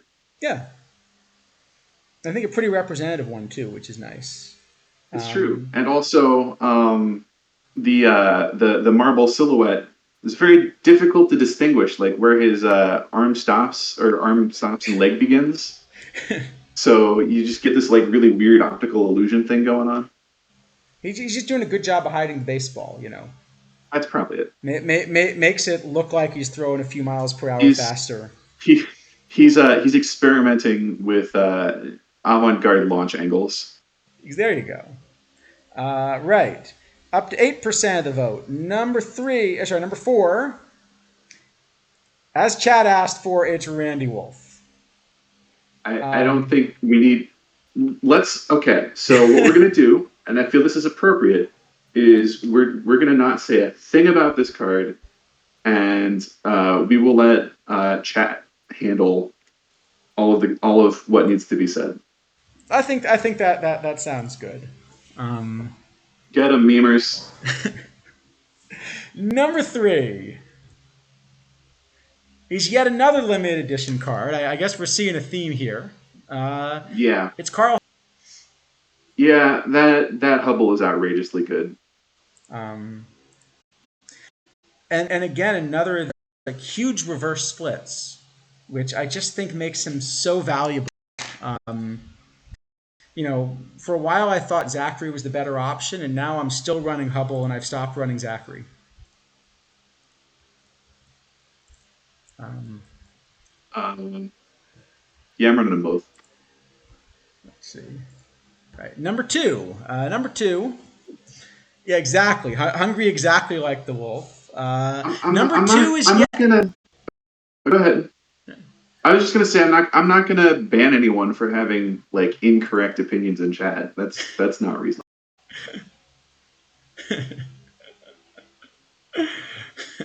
Jerry Kuzman. Number 2, yeah. So it's funny. Most of the cards we've talked about, we haven't felt the limited editions were really critical.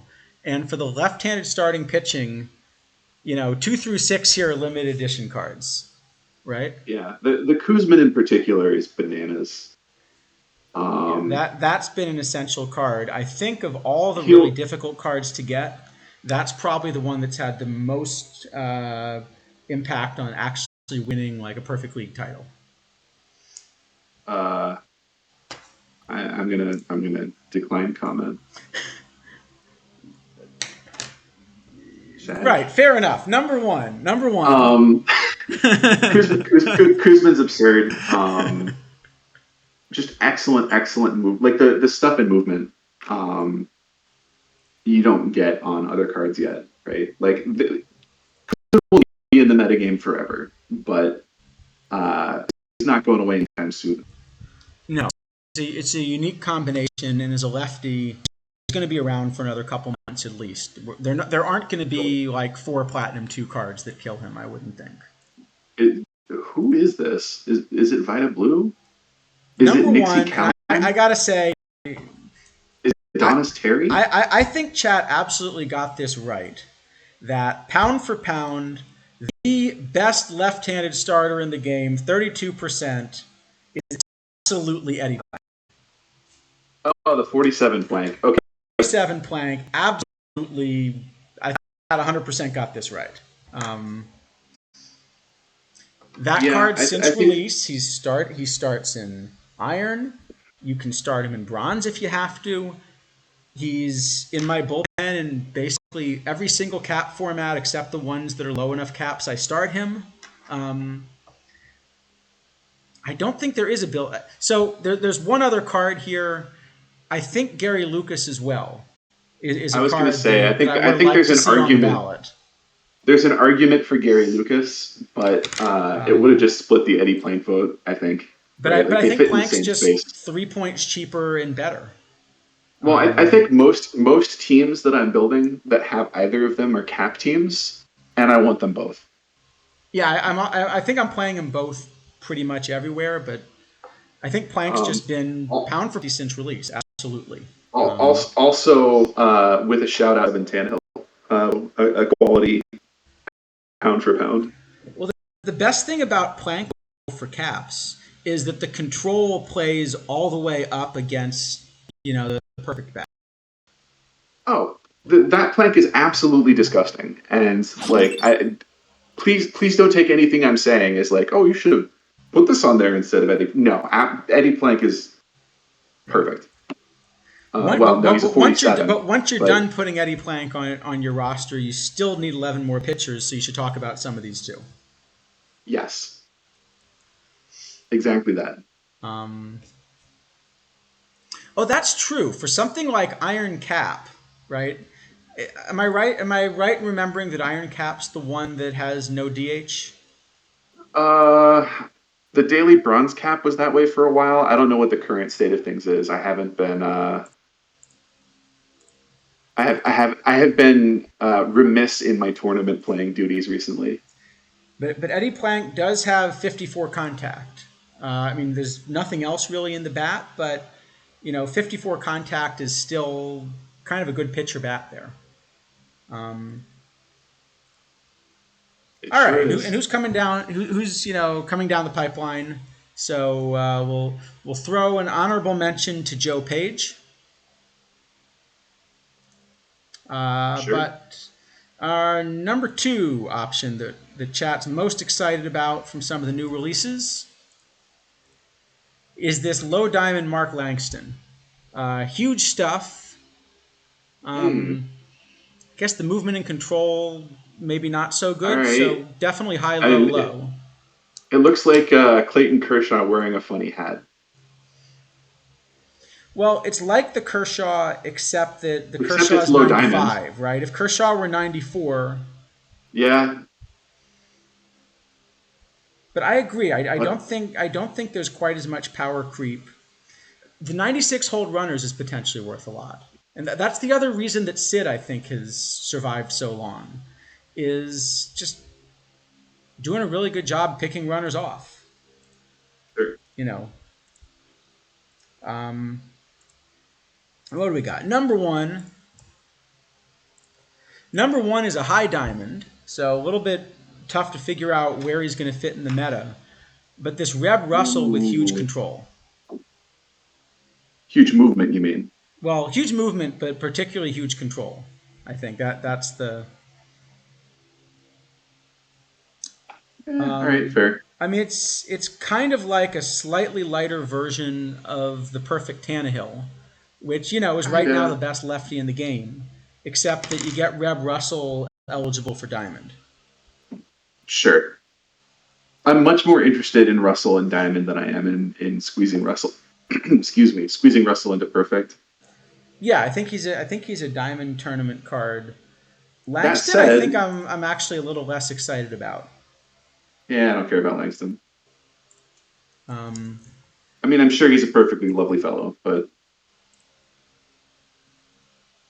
and Joe Page is also a high movement card, so we didn't kind of show him, but 109 movement, uh, and also reverse splits, so 110 versus righties, but low control and kind of moderate stuff.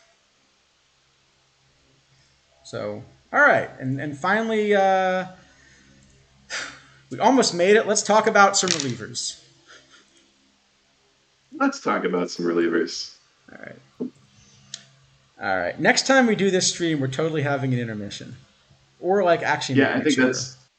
I think that's correct. Um, Well, yeah, ideally, one or both of us will watch this back and be like, well, there's an hour we could have gotten back. So, all right. Well, to be fair, we did save an hour by not having a Randy Wolf discussion. I guess that's true. So, all right. First off, a bunch of honorable mentions. This Michael King card that sort of played for a long time as a lower Oh live. gosh, yeah. We did get a vote for Chad Smith. Is number one Spencer Strider? Because if he's not, we can just completely skip this. I think Spencer Strider ought to get some votes here. All right. We'll talk about some others though. So number 10 is not Spencer And Strider. It's the live to be Colin clear, Holderman. this is people listed as a relief pitcher. Yeah, sorry. Yes, listed as a right-hand relief pitcher. So, yeah, Man, Colin oh. Holderman. I remember for a while was probably the best iron reliever, and then sort of got surpassed by Schreiber and maybe dropped off a bit. And then Schreiber moved to bronze, and Yep. now maybe he's good again. Who's number 9? Number 9 Number 9. is Octavio Dotel. And all right, and here's the quiz question, which I, by the way, cannot answer, and you've got a lot of options. This Octavio Dotel card, which team's uniform is he wearing? The team that he's playing for in Perfect Team. That's what I mean. No, sorry. I mean, which Astros, major league right? team is this Dotel listed on? It's Houston, yeah. It is. Because you've got about 15 choices, right? Maybe. Like I actually don't know a lot about Dotel as a player. I thought he played for maybe the most different teams, or at least pretty close. All right, you're gonna make me go look. All right. Well, while you're taking a look, Oh, that's a lot of jersey numbers. yeah, it felt like he was one of these guys that just would get traded at the deadline like every year. Yeah, so some of these are repeats, but he had 15 different stints with different teams. Okay, 15 different stints. There you go. Okay, thank you. 13 Right, like different some organizations. of them doubled up, right? Like he played for the Astros in 2 different stretches, and the Athletics for 2 different stretches. Okay. Yeah, I remember he would just like every offseason get signed to a 1-year deal and then get traded at the deadline or something, and If you've played the base game of out of the park baseball, you know that's just the life of a reliever. Fair enough. You ask for a reasonable amount of money, no one gives it to you. Some team that needs hasn't been paying enough attention to their minor league system. Needs another pitcher on the major league roster. They float you some like not all the way insulting deal. You go, yeah, I guess I could do that for a year to tide me over. They don't make it to the playoffs, or they're not headed in that direction. exactly. They trade you at the deadline for like anything. It's just like Yep. All right, number eight. Number eight. This was a fun card, like at release. Is Carlos Marmol. 114, yes. 143 stuff versus righties. This card is still 116 fun. movement, and we're just not going to mention that last bit. This is a card that you could probably walk into Perfect League today, and if you're lucky, you could put up some good numbers with him. And if you're unlucky, he's just going to walk. Oh well, he's yeah. If you're unlucky, he's going to have 3 batters faced and give up 2 walks and a double. But let's not talk about that part. Exactly. He has no control, so hey, nobody's perfect, right? It's true. All right, number 7 is a card that is perfect. The new Jonathan Papelbon.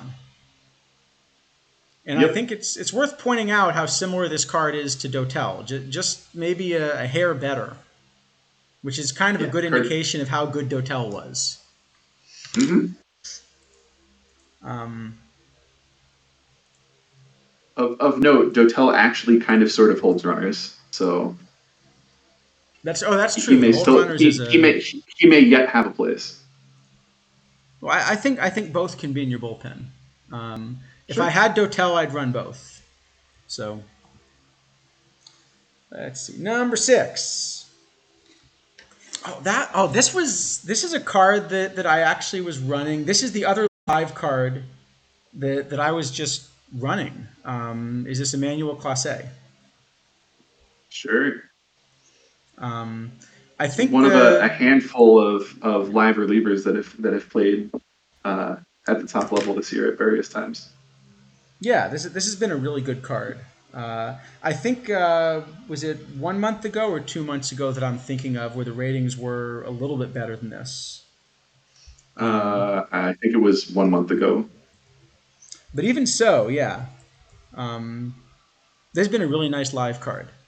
And actually, I think a lot of the top few are going to be live cards, just kind of the way this is played out, right? So number 5 is John Schreiber. And I was going to say that the peak John Schreiber was, when he was kind of a mid-iron. Mm-hmm. But actually, he might be even more useful now as a bronze. I guess maybe the one difference is you can get away with being really splitty as an iron a little bit better without having to be a specialist. But his ratings have gone up so much when he went to bronze that I think you still got to play him despite being this splitty. Holy splits, Batman! Yeah, no, you absolutely do. I mean, like those VL splits aren't going to get ruined in bronze. No.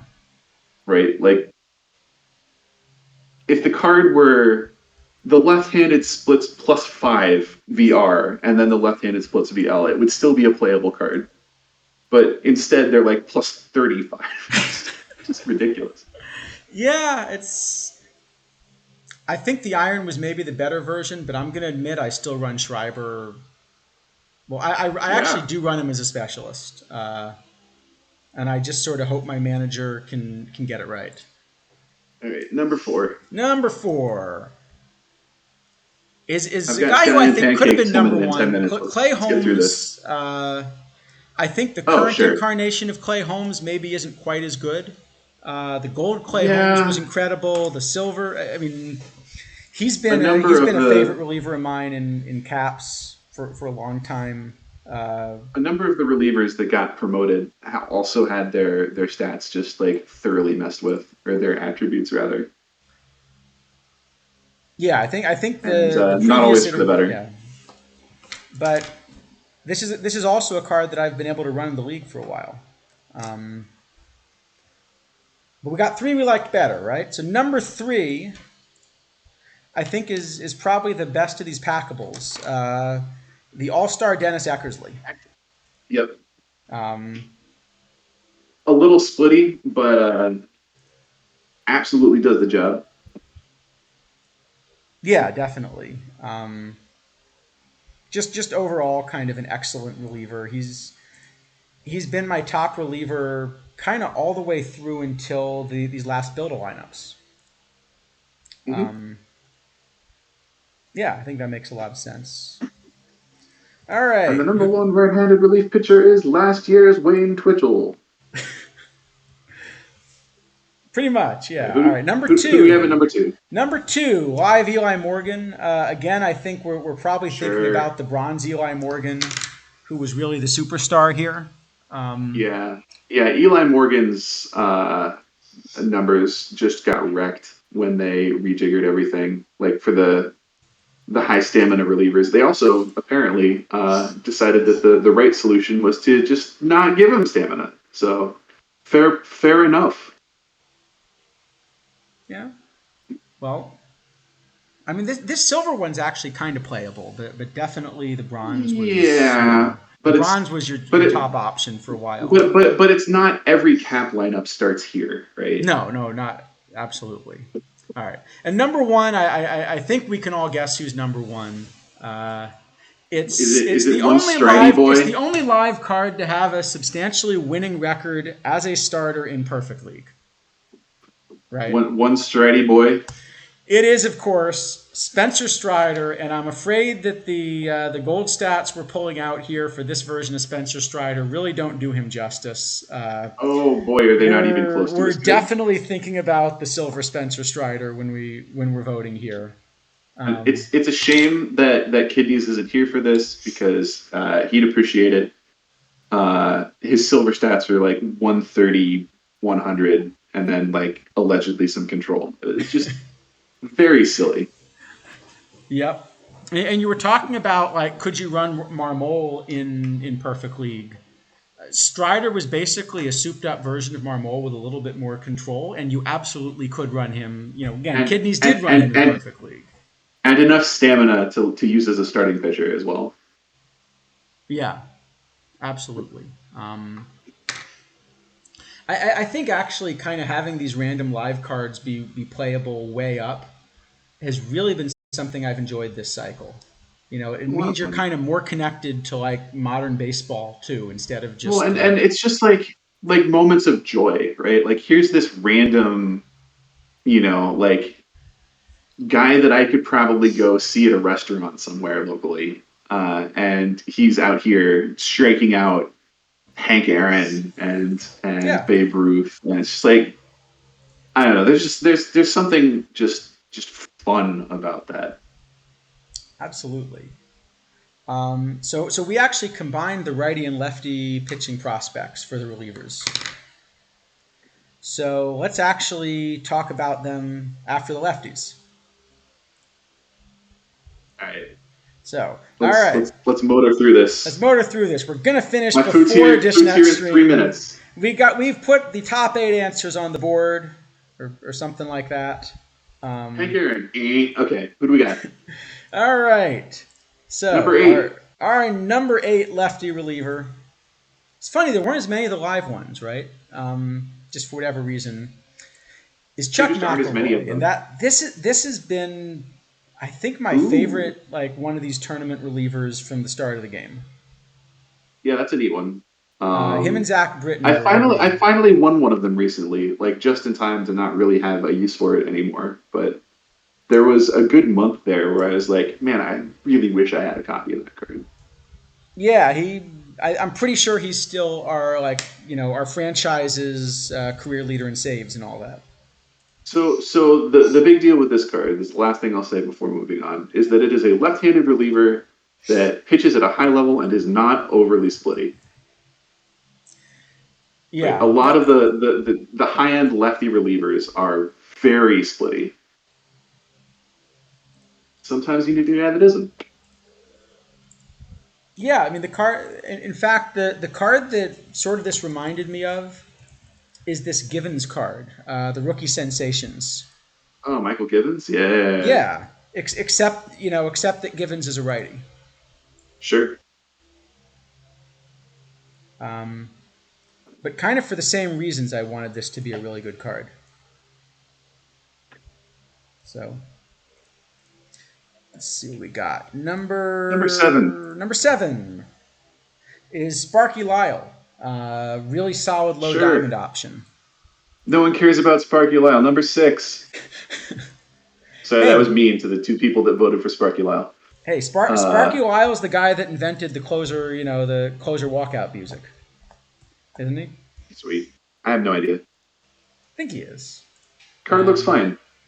I'm gonna pretend he is until someone in chat tells me otherwise. But I need to go rescue my food from the porch. So who's number 6? Number 6 is the perfect Glenn Perkins. Okay, fair. One of the less exciting open day packable relievers, but does a job in a pinch. Is Splitty. He's Splitty. I actually still like him for era formats too. I could see that. Let's see. Number 5, also packable from day 1, Paul Ossenmacher. I guess a little bit cheaper than the Ossenmacher from 22, right? A little bit. But 127 movement versus lefties. Yep. He's still your low diamond lefty specialist, I think. It continues to be a splitty loogie, except that's not legal anymore. So they should do they should do for some of these old eras. They should allow 1-out pitchers again. Oh, that'd be neat. That would be neat. Cool. Who's number 4? Number 4. It's the Silver Tug, and I think this is probably the best of the build-a-lineup relievers, right? That's kind of neat. Yeah, I think so. Yeah, just like pound for pound. Yeah, I think this is. He's been one of my mainstays. I think that's a good shout. Number 3. No. The old era tournaments and the perfect drafts don't seem. They still seem to require 3 outs, don't they? Or am I missing something? I genuinely don't know. I'm almost certain they still require number 3 outs. Number 3. Sorry. Number All 3. Right. Number 3. It's Jake. Okay. All right.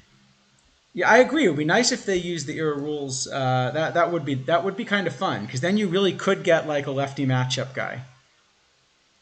Jake Diekman, nice cap reliever when you can afford the points.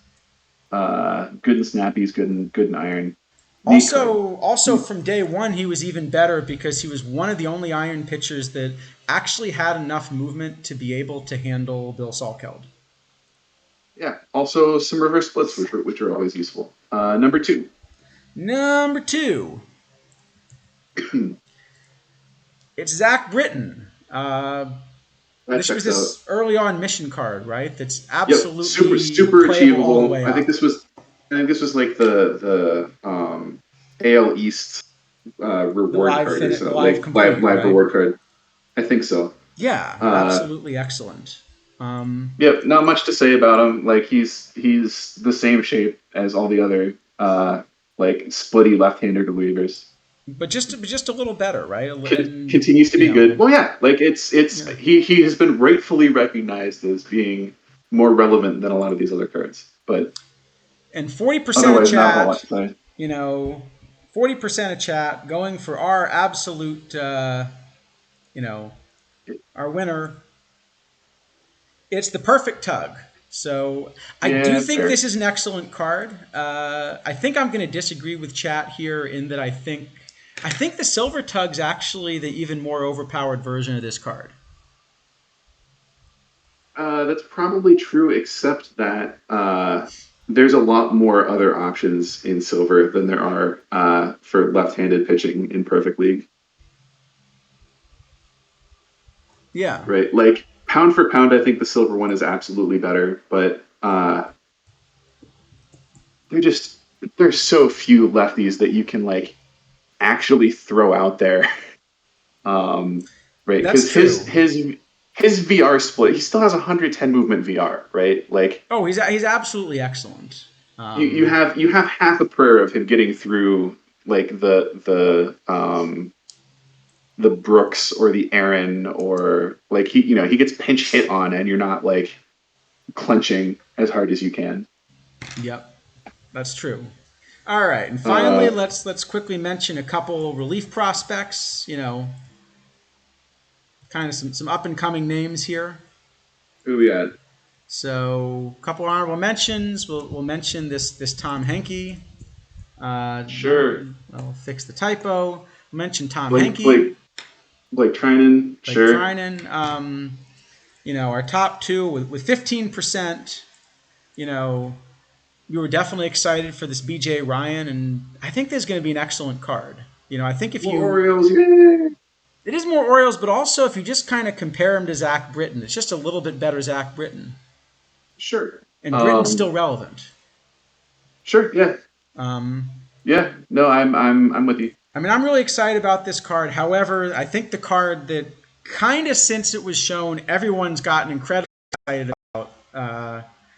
It's got to be this Kirby Yates as a relief option. Just look at the stuff and look at the movement, and the control's fine, right? Yep. Um, Kirby Yates is Spencer Strider, except he's here to stay. yeah, that's true. It's basically Spencer Strider, although he's not quite a starter. Those reverse splits, though. Yeah, no, that's just a great card. Oh my! So kind of as we start to wrap up, Who's first the off, MVP? Do we have what's this MVP row over there? that's we're getting there. We're getting there. So I'm first hungry off, and my food's on the porch. all right. Well, What do we got?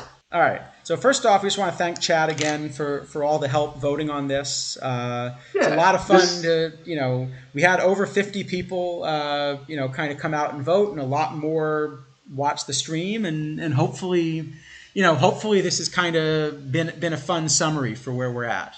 I think it's also kind of neat that if you look at who we voted for, it's really a wide variety of cards, right? Yep. Sure. We got 4 perfects, we got 3 irons, we got kind of everything in between. We've got a live card, we've got, let's see, 1 limited edition card. 1, 2, 3. Is it 4 mission cards? We got some cards. And then the rest packable or something. So kind of a really good mix of ways you can acquire these cards too. But I think finally we should go ahead and decide, to this point in the cycle, who is our front runner for what I think should be the Satchel Paige MVP award. How are we, like, what are the criteria here? Well, I think it's clearly going to be one of our starters, but Sure. Who's the one card that, when you think about OOTP 23, you just think like this is the card that you need if you're going to play 23.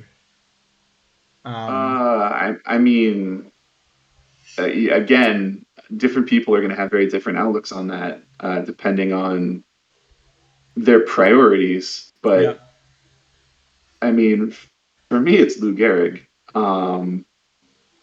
With a quick shout out to Griffey and Ron Gant, but that card, I'm telling you, like, that's of a level where it probably would have been released in like November if it hadn't been tied to Lou Gehrig Day. Yeah, I definitely see the argument for Lou Gehrig. For me, I think Ken Griffey's been incredible. For sure. I think Aaron's like I said, but Griffey and Gant both have been. For me, there's kind excellent. of only one answer, which is for me like the defining card of OOTP 23 has been Bill Salkeld. Sure. Yeah, that's fair. And like I said, who you declare as MVP depends so much on what your personal criteria are. for that, right? That's true. Like I could make an argument. I think I could make a pretty good argument for Bullet Joe Rogan. Um, Yeah. if you want like the people's card, I could make a really good argument for Eddie Plank. Um, there's just a lot of really good cards here. Yeah, I could see that. Yeah, that's a fair point. I think especially because Salkeld is so accessible. I think that's my Yeah, vote. That just, but well, we're just going to look at chat and we're going to see kind of who's getting the most support. I think the answer is going to be Bill Salkeld, and we're all mad about it. All right, let's go with that. All right, so we're going to decide that to the mid-season MVP. As with everything else, it is also our leading vote getter. Whoops. Why is that Yeah, I'm, not I'm pretty sure working? it's Salkeld with the caveat that and we're mad about it. Salkeld and we're mad about it. Is that what we're going with? That's fair. Yep. All right. Let's do it that way. It is. That should work now. Here we go. It is Bill Salkeld, your MVP. So yeah, thanks again for joining us. As usual, it's been a little longer stream than we anticipated. We're going to have to work on that. Definitely stick around for Dishnet's stream in an hour where we get to see what changes. Yeah. I like this. Not So my MVP. yeah, no, I do want to emphasize. Well, that's hence the and we're mad about it, right? I do want to emphasize that this is the first time we've tried something like this. It's a little different. It seemed like a fun thing to do while we're all anticipating the 140 new cards we're going to get tonight. Yep.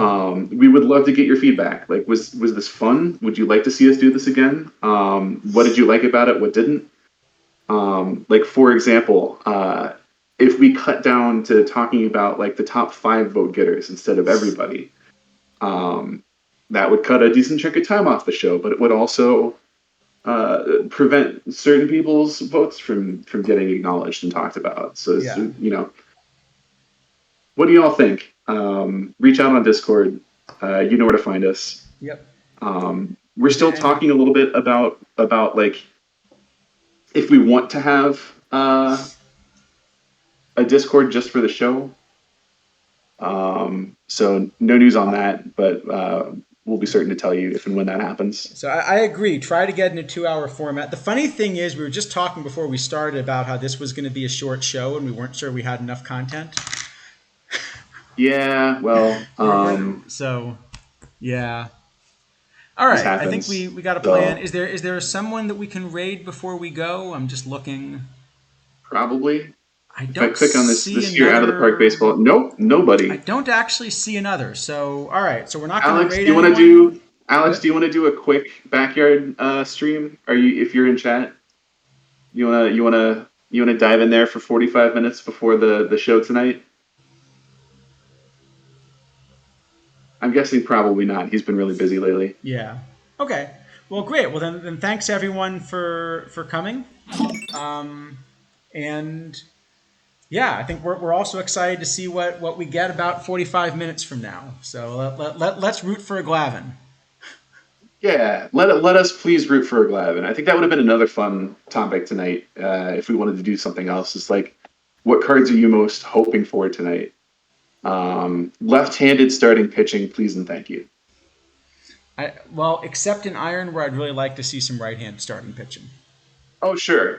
I'm just thinking like, perfect team stuff and not like tournament stuff. Anyway, right. Keep Thanks fencing for the fences or whatever. All right. Thanks a lot, everyone. Good night. Good night, y'all.